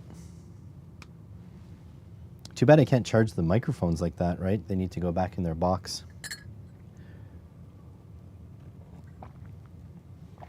So yeah, a lot of this will be talking. I want to get all the talking done. And then once we're done with all the talking, we're going to have a play, essentially.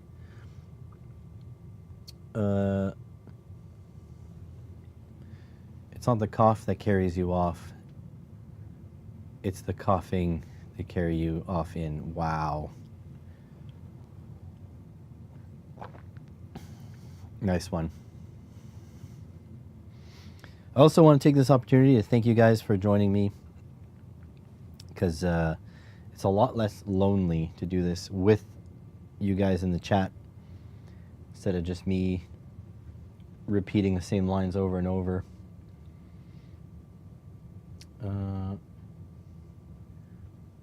Someone else subscribed to me. Very nice.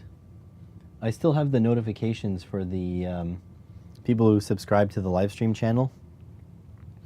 And honestly, like, look at this, the visual entertainment I'm providing here, aka none. So I'm really glad that you guys are finding it interesting enough to subscribe. Probably not this week, but probably starting next week, I'm going to be working on the outboards too. So it won't be on this channel, it'll be on either my Dan Fixes Cars or my secondary channel. Old English proverb. Interesting. Taking a couple more sips of my coffee here. Why do I have reviews to do? Unity UT622. Didn't I do that? Isn't the 622 that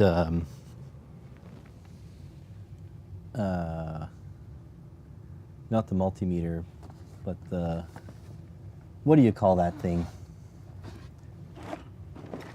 Hang on a sec. I'm just noticing on my wall I had a note to do a review. Oh yeah, okay. LCR meter. So it turns out I have to update my wall.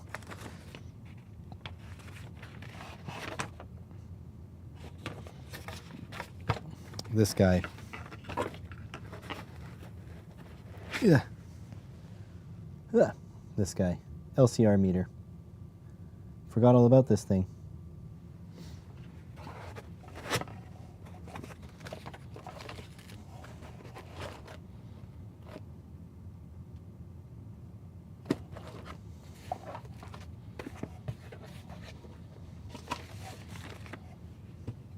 I have so much Unity stuff.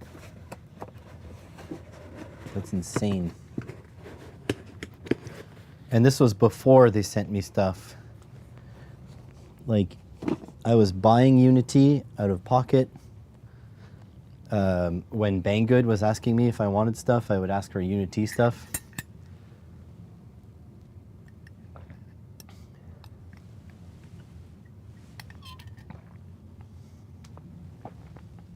All right, got to do a couple more pieces to camera. And hopefully they go well. All right, back on, back to live view, back to focused on that.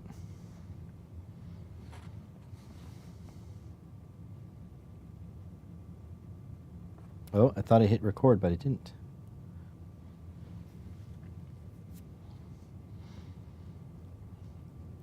First things first. Oh, no, I need my C of C. I need my certificate of calibration, my COC, if you will, COC.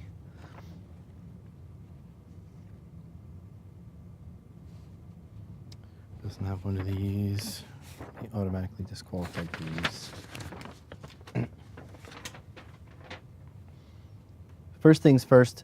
The UTG 1042X comes with a traceable certificate of calibration right from the factory. So in some industries, if you didn't have the certificate of calibration, you wouldn't even be allowed to bring your tool in to use it. It needs to be traceably calibrated and it has to be recertified every once in a while. But at the very least, once you get this out of the box, it is calibrated and ready to go. That alone could be worth $100.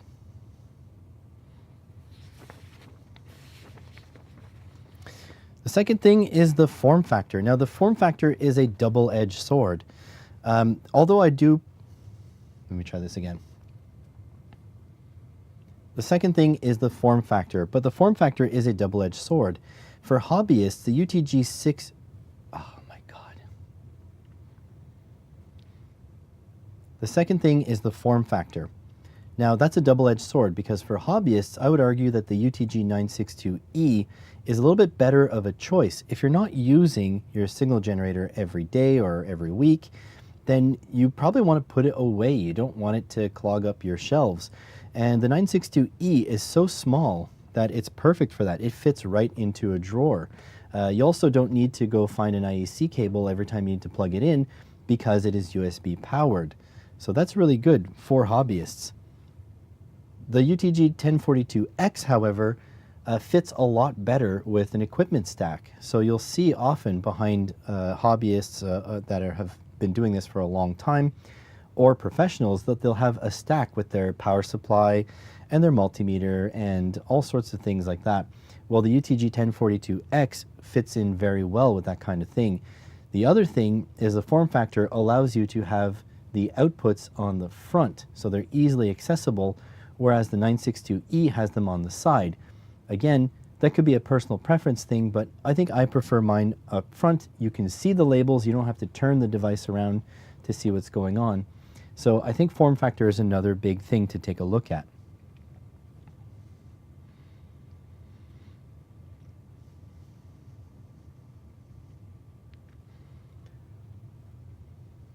Those two things can be excused if you're a hobbyist looking for a deal. But here is the big deal on why this one is more expensive. Quite simply, this one has a 14-bit DAC. That means that, let me try that again. Are the mics on? Yes. Good. Thank you. They're a good brand. Yes, they are. All right. But the real difference between these two units comes down to their DAC. And so this one here has a 14-bit DAC.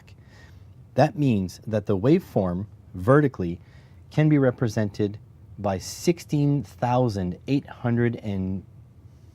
damn it. Can't read. It's 16,000 for 383.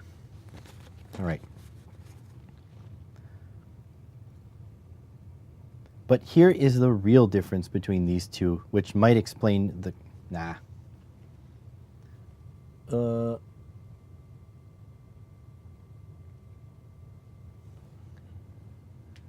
yeah. It is what it is. All right. But here's the real crux of it. This device, although I love it, no, I can't start with a negative because it's not negative that's 12-bit.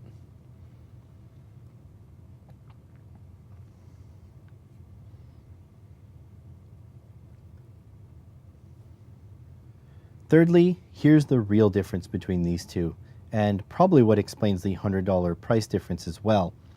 This one here has a 14-bit DAC. That means that it can represent a waveform with 16,383 discrete steps in between. Oh, did it go to sleep? Are you freaking serious? Dang nabbit.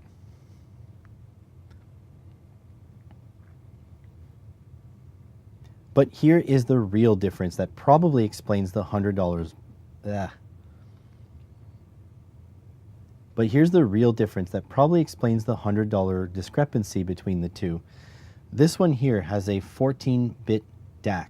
That means it can represent a waveform in 16,383 discrete steps. You know, when you bring your digital... when you're taking your digital signal out to an analog wave. This one here, though, it has a 16-bit DAC, meaning it has 4 times the amount of discrete steps. And just to put that into terms that everyone can understand, this one here can represent a waveform in 65,536 discrete steps. So this one here will much more precisely approximate your waveform, an analog waveform, compared to this one.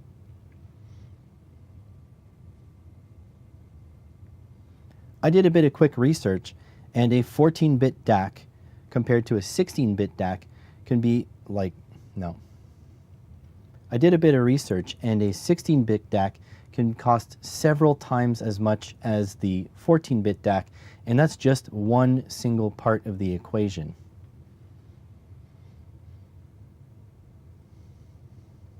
Now, if you're a hobbyist like me, does that really matter to you? Probably not, because this excellent UPO 1204, does this really matter to you if you're a hobbyist? Probably not. So this, god damn it, this is not working. I have not taken this many takes, right? This is a lot.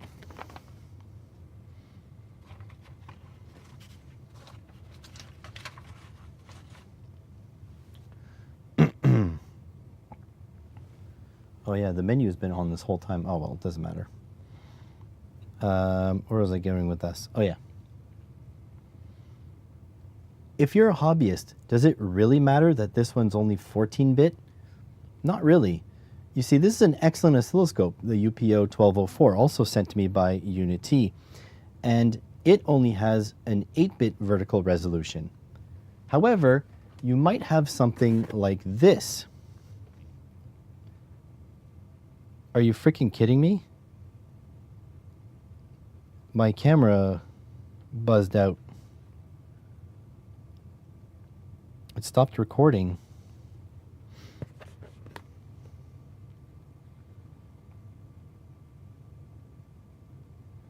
That's troublesome.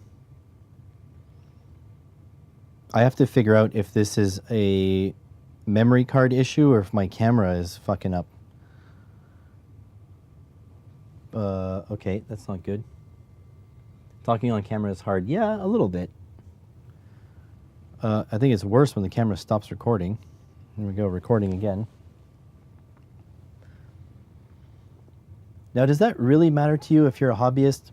Probably not. You see, this... Does that really matter to you if... Let me try again. If you're a hobbyist, does that really matter to you that this is only 14-bit? Probably not. This Unity UPO 1204 sent by Unity for review is an excellent scope, but this scope and a lot of scopes in its same category are only 8-bit of vertical resolution.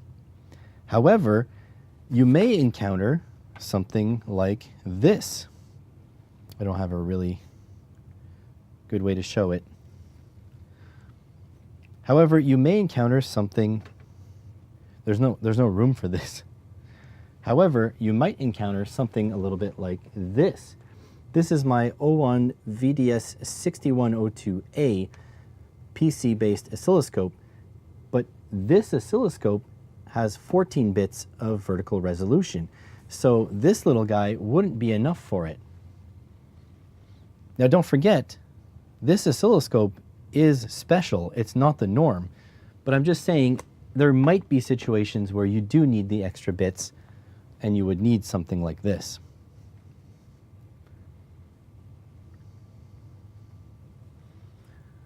Memory full. So maybe the RAM is full, but definitely my card is not full.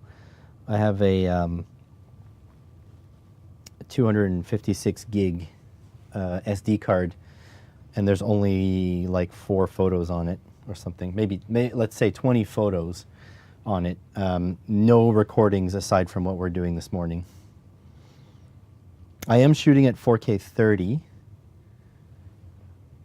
but it is the UHS-2 card, so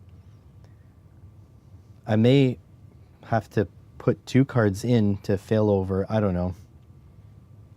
I'm going to buy another card, I guess, and hopefully it doesn't have the same problem.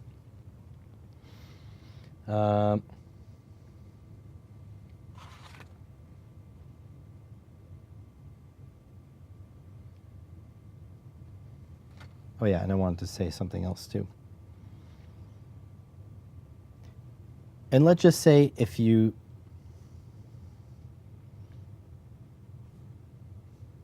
weren't already aware of the differences between a 14-bit and a 16-bit function generator, again, you should probably just buy this guy. Really, it is awesome. Okay, got that.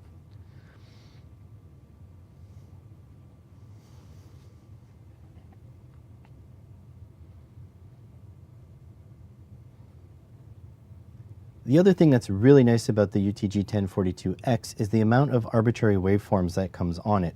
This one here has 24, whereas this one has over 200. So if I hit the wave here, and we go to arbitrary waveform, and then you go wave file, and then you go internal, and then you can actually scroll through all of them quite quickly. And 0 to 23, that's 24. If you go on to this one though, and go arbitrary waveform, wave file, and then local, which you can also add your own, you'll see there's 12 folders. And so there's 200 files in there. And as a mechanic, I really appreciate that they have automotive-based ones. So pretty much all the automotive ones you could want are here. And you can also go down, there's also engine-based ones. So these are great because then you can just use the preloaded arbitrary waveforms to do fault detection. So that is another really nice feature that you get from this one. I'm gonna try to do short recordings because I don't want to lose my steps. Wave sign. There we go. We're back to there.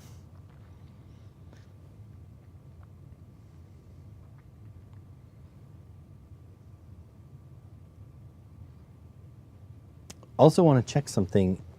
Can they go the same? This one goes 10 volts peak to peak. Change the scale here, 10 volts. Can this one go 10 volts peak to peak? Yeah, they both do 10 volts peak to peak.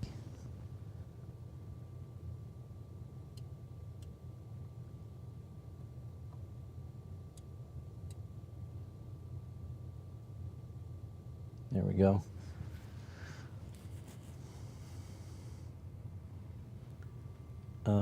What else?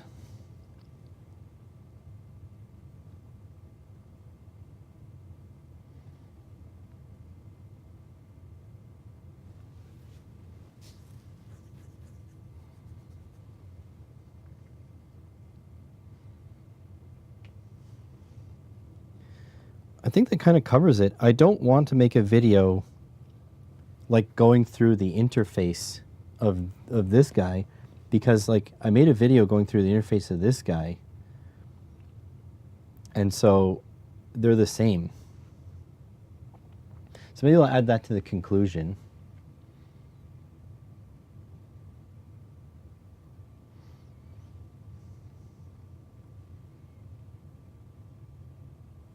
The other really nice thing about this one is that if you're upgrading from this guy to this guy, the interface is exactly the same. In fact, it's so the same that I'll refer to you to my video of this function gen if you want to see how the interface works, because they're exactly the same. I can navigate these two exactly the same.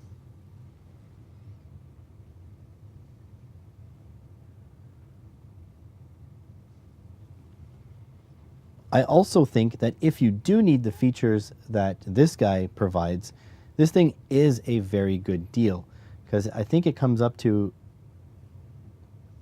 wait, I should go check the price, but I think it's $280. It comes up around $300 US directly on their website, and with a certificate of calibration and the 2 extra bits, it's a really good deal, especially compared to the competition. But the thing is, Unity did not send this to an engineer, did not send this to an equipment repairer. They sent this to me. So if I had to spend my hard-earned money, would I buy the UTG 1042X knowing what I know? And the answer is no. Why would I buy this one when this one is excellent and it does almost everything that this one does, and it definitely surpasses my need for a function gen? Would I recommend this one or a competitor's function gen? Honestly, I would definitely buy the 962E. This has been my favorite addition as far as function gens are concerned. And again, it goes way beyond what I need to use it for. But you're here to make up your own decision. So check out the differences between the two and pick up the one that makes you happy. Either way, I don't think you're able to lose. These things are very well priced and extremely capable. Links are down in the description. Thanks for watching.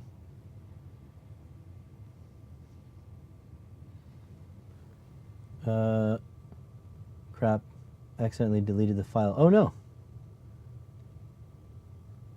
Oh, I did mention USB. This one is plugged into USB. And I said that you don't need to find an IEC cable for it. So that was earlier on. That does make a difference to some people, for sure. I don't think I need... Do you guys think I need to go through the interface? Or is this good for, like... Is it fine to just have a talking head video? Because I honestly... I don't think it's needed. I did a video on this. I feel like this is plenty.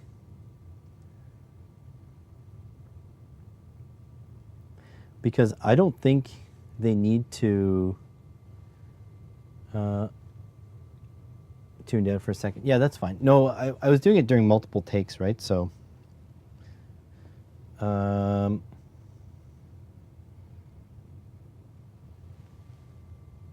you think I'm right? Well, I like you more and more every day. Done that so many times, yeah. Accidentally deleting. I'm kind of sad this thing won't record, because it's supposed to record the half hour, but it doesn't seem to,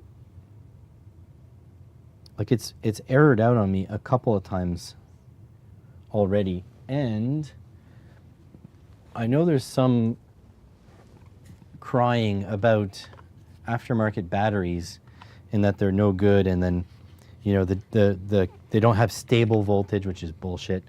But here, those are my two aftermarket batteries, so the OEM battery is in there. So I wonder what's going on with it.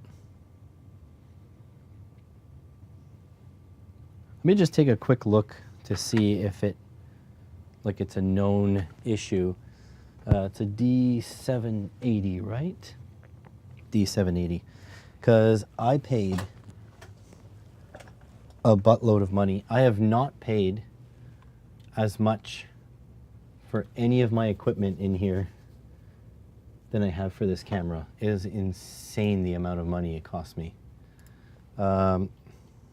D780 stops recording randomly.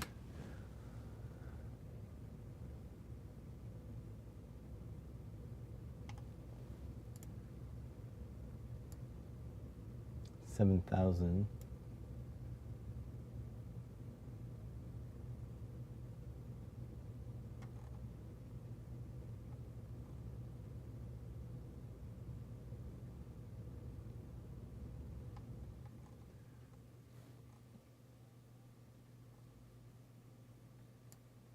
I might try to format it in camera, but I think I did that.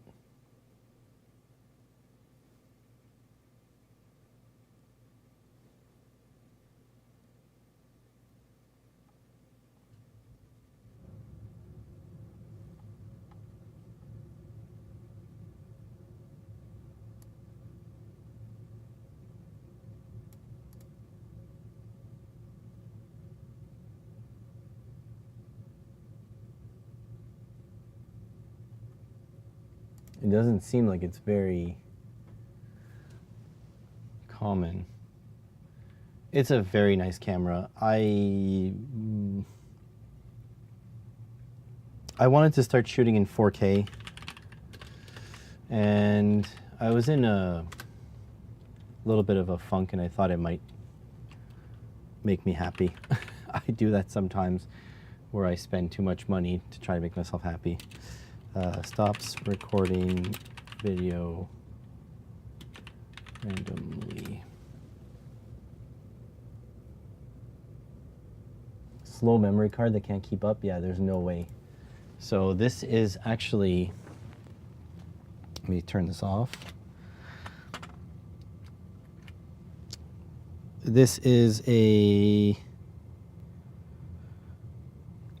I mean, it's hot. Hang on. Got a webcam. I paid a lot of money for this. Take the files off before you reformat it. Yeah. So I paid a lot for this SD card because, so first of all, I don't know if you can see that. Sabrent V60 UHS 2, and it has the 10 and the 3 rating, so it's class 10 and U3. And if you look, it has UHS 2, so it has the extra pins on the back. So I might buy a different brand just to see if it's any different. And like, it looks like, doesn't look like the camera made a lot of contact. Look how hard those pads are. There's no scuffs on them.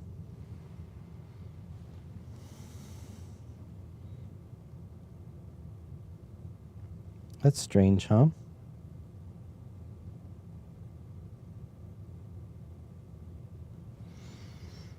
But this was like, I don't know, I think it was 80 bucks or something. Because I figured if I'm going to be recording in 4K, screen, let's go SD card, UHS 2. So I can get a Lexar. Might get this guy. But that's the same thing, U3, V60. It's like rated the same. But look, 130 bucks for an SD card. This is what I bought there, 70 bucks. I've never even heard of ProGrade, so I probably wouldn't buy that. So here's a V60, here's a V90.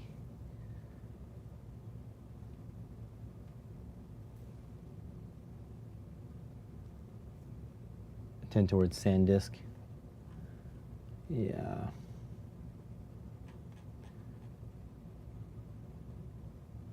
But look, this one, 150 megs write. This one, 250 megs write. It's the same price, but this one's half the amount of stuff on it. Half the amount of space.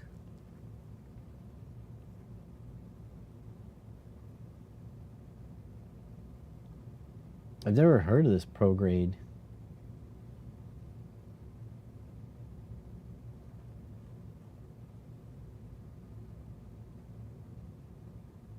So this one looks like it has really high writes as well. A 2-pack of 128 gig. Ugh, am I gonna spend another $200?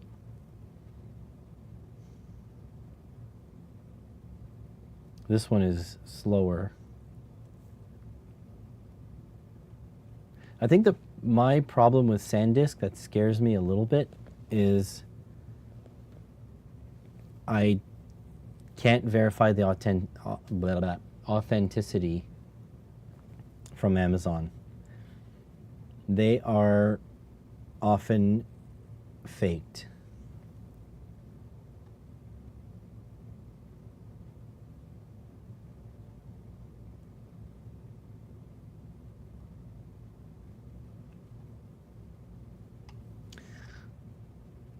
SD card to NVMe, that would be cheaper. Does that happen? Can I DSLR record straight to NVMe? Does that work?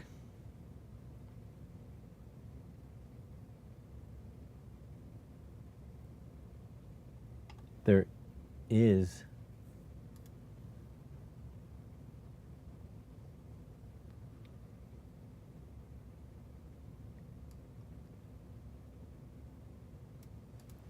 through the CF Express slot.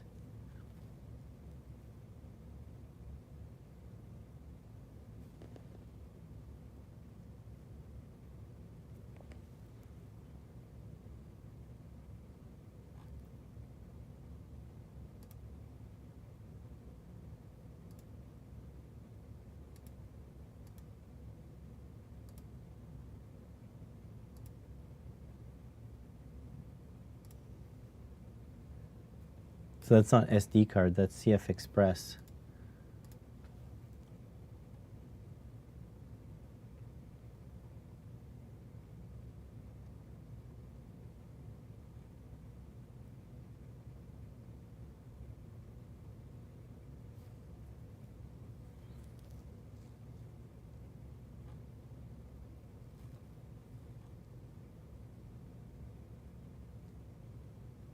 They're probably going to use the same images.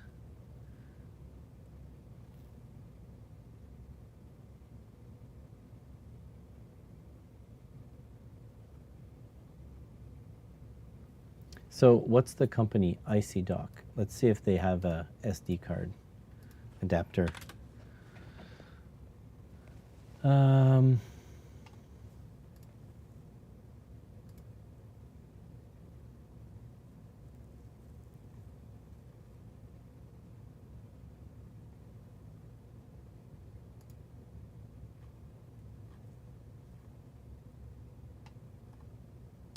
Products.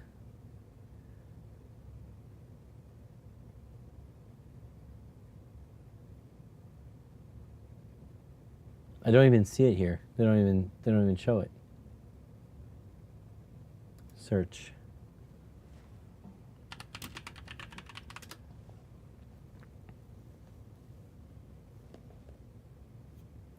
Kioxia SD cards, they've proven reliable. I don't even know if I can get a Kioxia. They're an OEM for something. Kioxia SD card.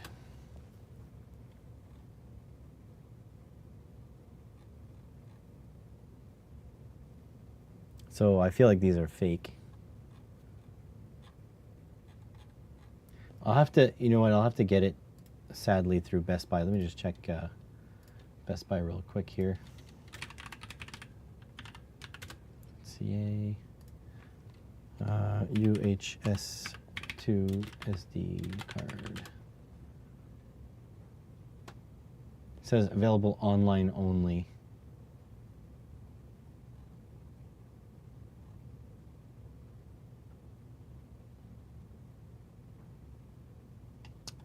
I'll check Costco.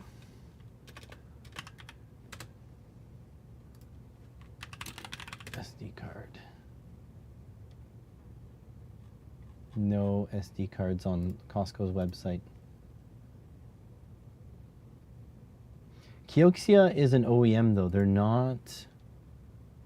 Here, back to screen. They make drives. They're an OEM.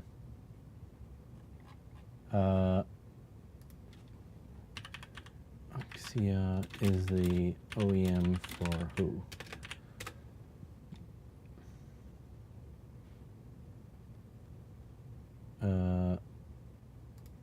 Dell.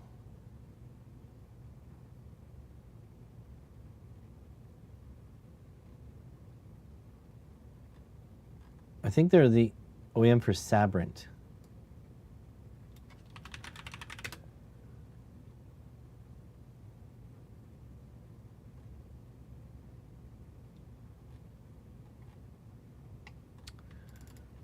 Who makes Sabrent drives?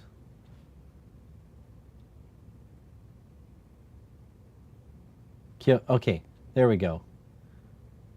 Toshiba turned into Kioxia.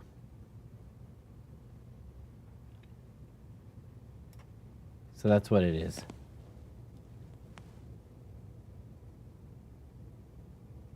OEM is original equipment manufacturer. So they're the actual ones that make the stuff for labeling. Yeah, formerly Toshiba. There we go.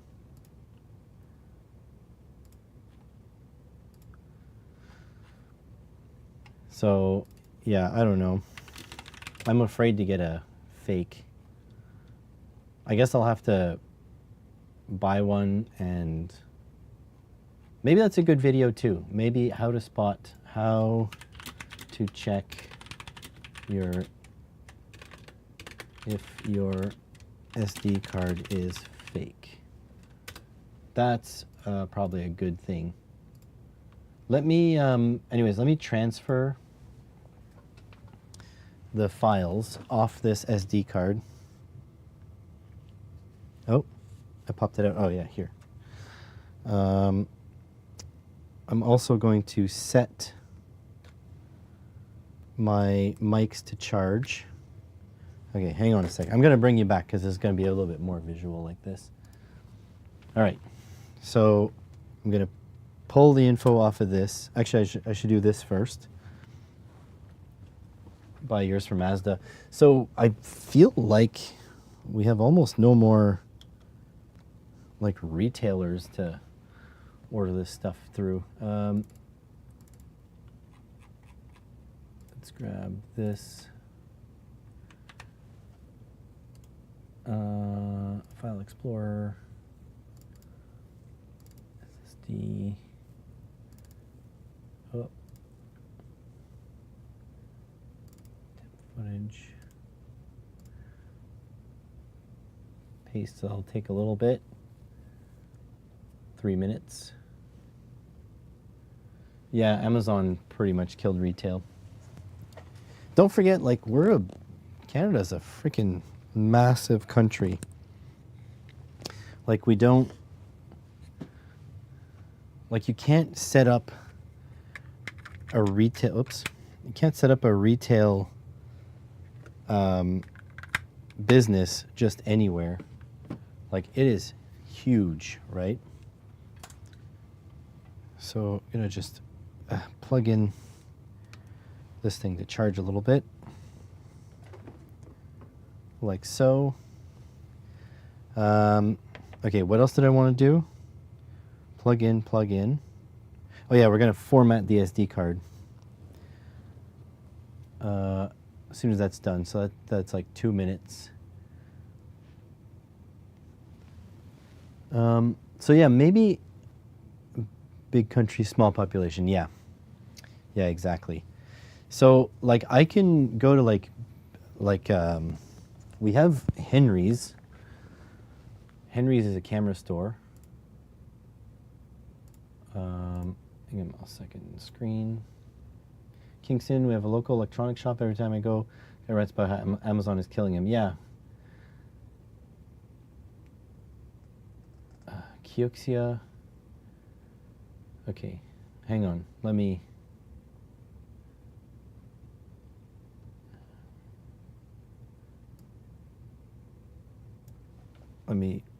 I'm copying that. Let's see.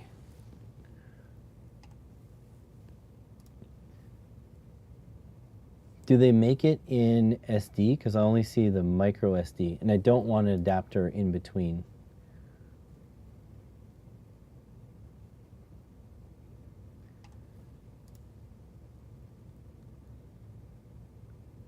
Also, it's UHS 1.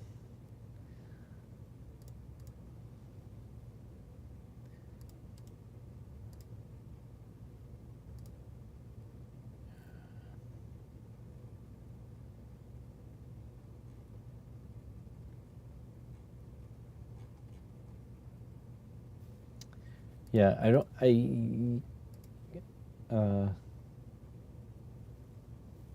hard to plug a local shop. It is very hard to plug a local shop. He's in Kingston? What's the store called?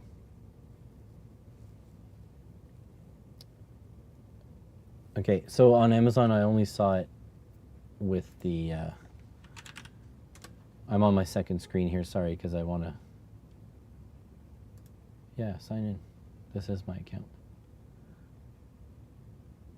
No.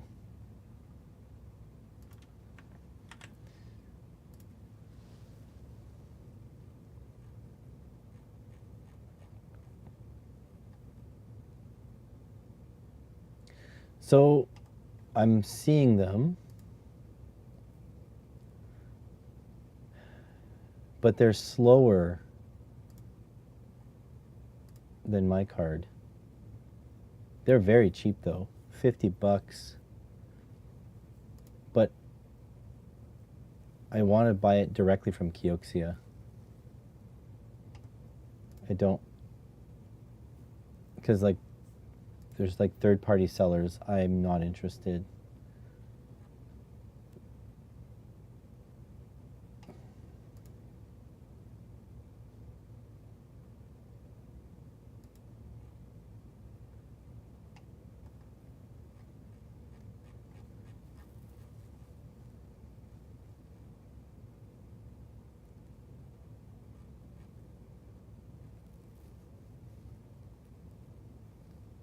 Does Kioxia have a store?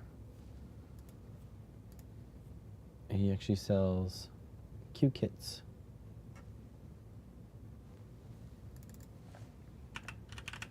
Q kits. Whoops, that's not what I wanted to do. Q kits, Kingston. I'm not a robot. Do I have a VPN on? No.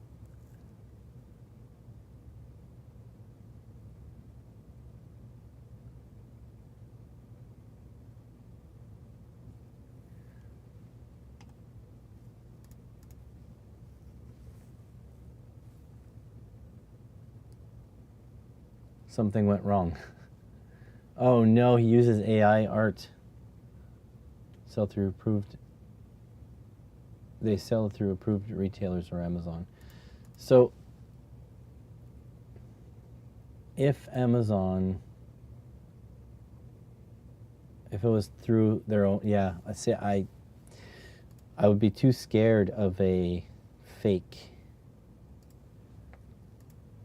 All right, let's see.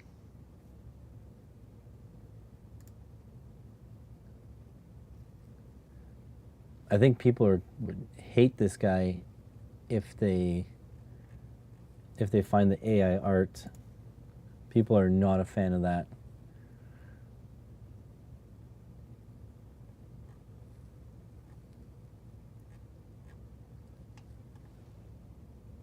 A bit much, yeah.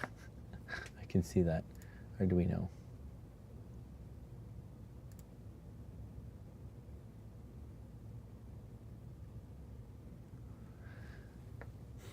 I mean, I could contact this person, see if they'd be interested in doing a shop tour. I'm not that far from Kingston, about 2 hours drive. Ottawa to Kingston. Oh look, 2 hours exactly. 196 kilometers.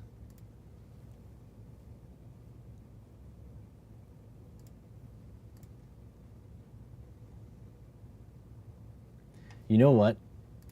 I wish I just bought an R4. That would have been a great video to go down and pick up an actual Arduino, a legit. Do they have an official Amazon store on Amazon.ca, Adam?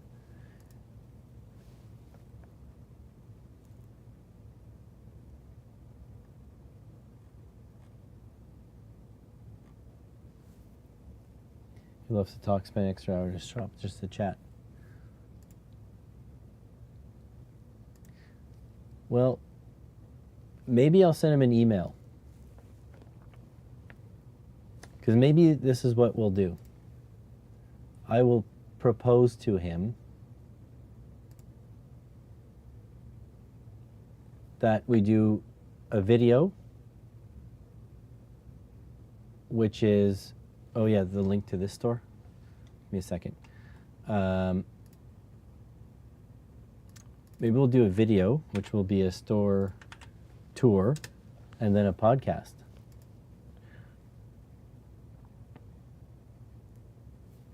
There's a link. I'm gonna make myself a note.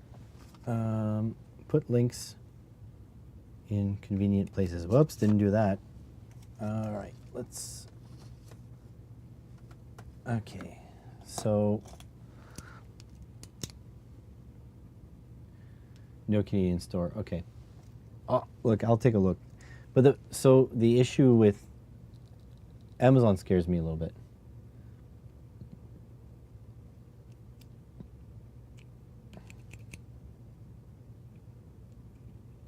Get him on the podcast. Yeah. Contact Q Kits. Thought you said his filament was cheap. I get my filament cheaper than this. Well, if it's good though, that's different. 3D printing. Polytera. Nozzles, hot ends, printer parts. Does he sell printers? Doesn't seem like it. Prototyping, soldering, chemicals.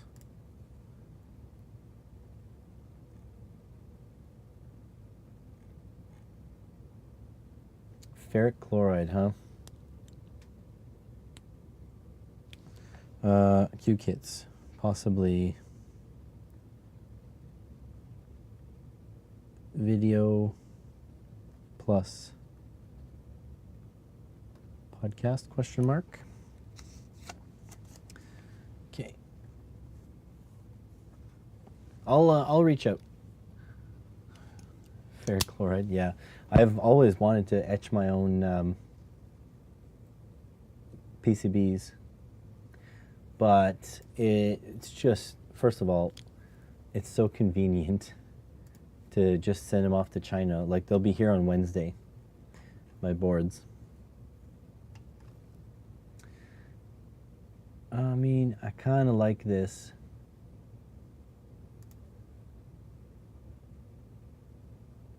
Like, who makes these kits?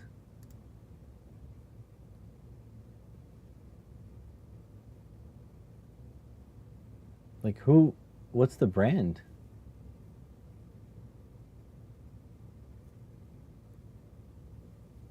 And also, how do you compete with China? I hope he's ordering these things from China.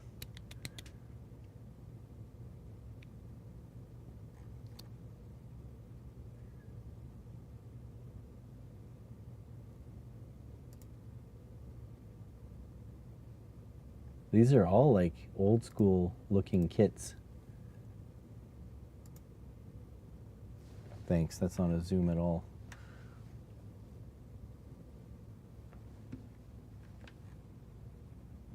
Velman, okay. I mean, you do YouTube. Did you ever think of maybe doing a store visit? Also, if I'm down there, Curtis, I would let you know if you wanted to meet up. And I'd probably reach out to Gadget Reboot because he's not, I don't think he's in Kingston, but he's in the area. And if Pile of Stuff wanted to join us, well, they'll have to drive like 20 hours. Probably just over 20 hours. Interview skills are horrible. I mean, it's something that gets better with time.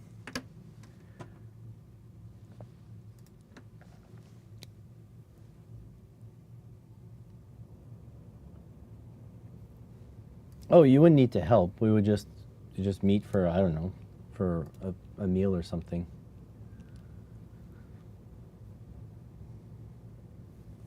So yeah, this is pretty cool stuff. I'll reach out. I'll see what he wants. Do you know the guy's name? I'll probably.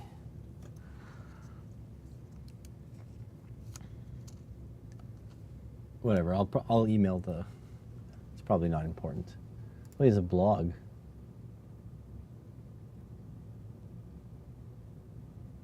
He hasn't posted since 2022. I feel him. Not off the top of your head. That's fine. Probably this guy, James Vincent.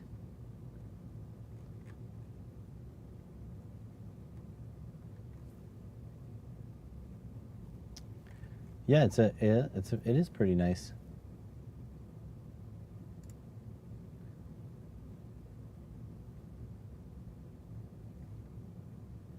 This is old school. Look at this shipping zone delivery. He put a old school map. Toronto, Ottawa, 1 business day. Oh, look at that. Due to COVID-19, oh, you need to update your website. I understand though. He's a one-man operation, probably, or probably has like two employees, maybe.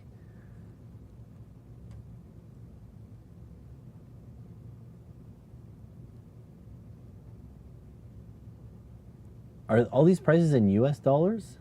Because he says free shipping over 100 USD.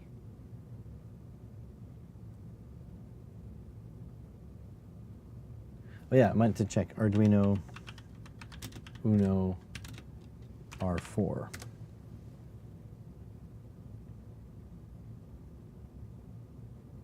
Ooh, he doesn't have the R4s. Well, I feel better now because I ordered Arduino R4s from Arduino itself. He runs a shop with his wife, partner, and 2 dogs. Well, shit, I'm gonna have to go meet the dogs. Oh yeah, I meant contact us because I was looking.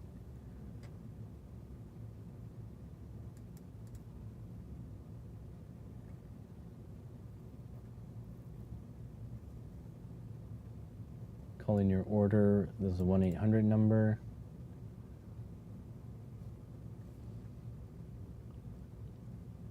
He had some in his display. Okay, it's not on his website. So I ordered. Look, I'm gonna switch to the webcam for this. I need my French Canadian hands. So, all right, we can tear this down, right? Yeah, I think we can. So I went on Arduino.cc and I ordered. I'm gonna be really honest here. For the first time, some legit Arduino boards. So I got the R4 Wi-Fi, the R4 Minima, one of the Pi Pico boards, and I think also an Uno R3. Anyways, it was 150 Canadian dollars for 4 boards. And I figured it was time for me to support Arduino, right? Because I love their ecosystem that they've built, and buying boards is what keeps the ecosystem afloat. However, it had just dawned on me after I made my order that I probably should have sourced them from Canada, because then I could support Arduino while at the same time supporting local things. So I feel pretty bad about that part. And then now that you're telling me about this nice little Kingston store, I mean, you know, I'm gonna buy a couple things while I'm there. And I don't need any Arduino boards anymore. So yeah, I feel a little bad about that. I kind of messed up. I really should have supported Canadian, especially with all the stuff that's going on in the news. Yeah, 2020 hindsight. And like, if I had just ordered yesterday, then I could cancel it, but I ordered like, it's been 3-4 days, so I don't think I can cancel it anymore. Sadly. There's a place in Ottawa here, which I went to check after. I'll admit, like I only checked afterwards. But I still could have canceled the order when I checked. And they had it, but not in stock. They were out of stock. So I was like, oh, okay. So I feel okay. But now that I might be going to Kingston to do this thing, now I feel bad. So I do definitely want to spend in his store, but maybe I'll pick up filament or something while I'm down there. I always need filament. Okay, so this one can get unplugged. I'm gonna take the IEC cable and put it somewhere. Oh, Jesus, this thing's heavy.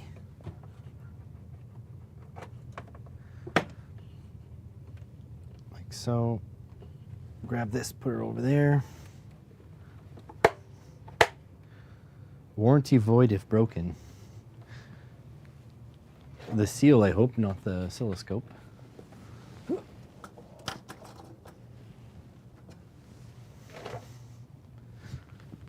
Okay, and then this IEC, I'm going to put it responsibly.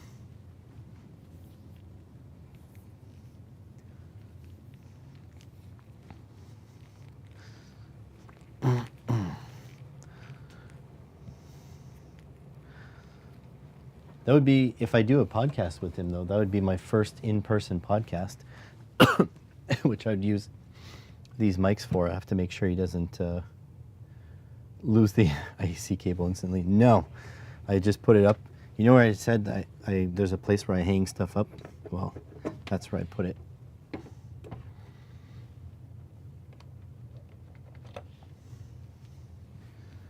There we go.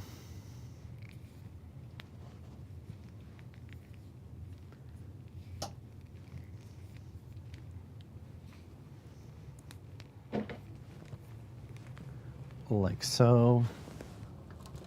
There we go. Hung that up responsibly. This is charging, I'm sure. Seems they're already charged? I don't know. Finally made it to a stream. How's it going, B-dubs? I'm assuming you're the regular B-dubs, not some new B-dubs. I think I changed when I streamed, and that's why you stopped coming in, right?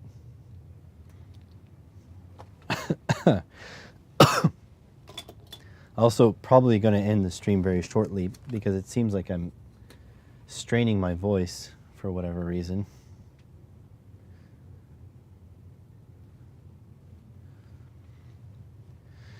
Okay, so I guess that's that. As for streams, I know I said I'm probably going to stream Friday. I don't know. So don't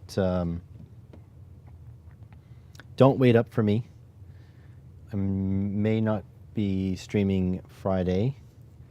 It depends. My whole week got a little twist turned upside down because tomorrow I was supposed to work, but now that's moved to Wednesday.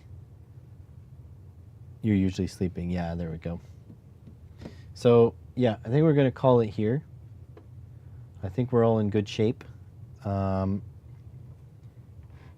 If you guys think of anything cool, let me know and I'll add it to the list. But yeah, I really appreciate you guys being here. It does seem like the streams are getting more popular, which is encouraging. So yeah, thanks for being here, everyone. I really enjoy your company. Hopefully I'll catch you guys on the next one of these. See you next time.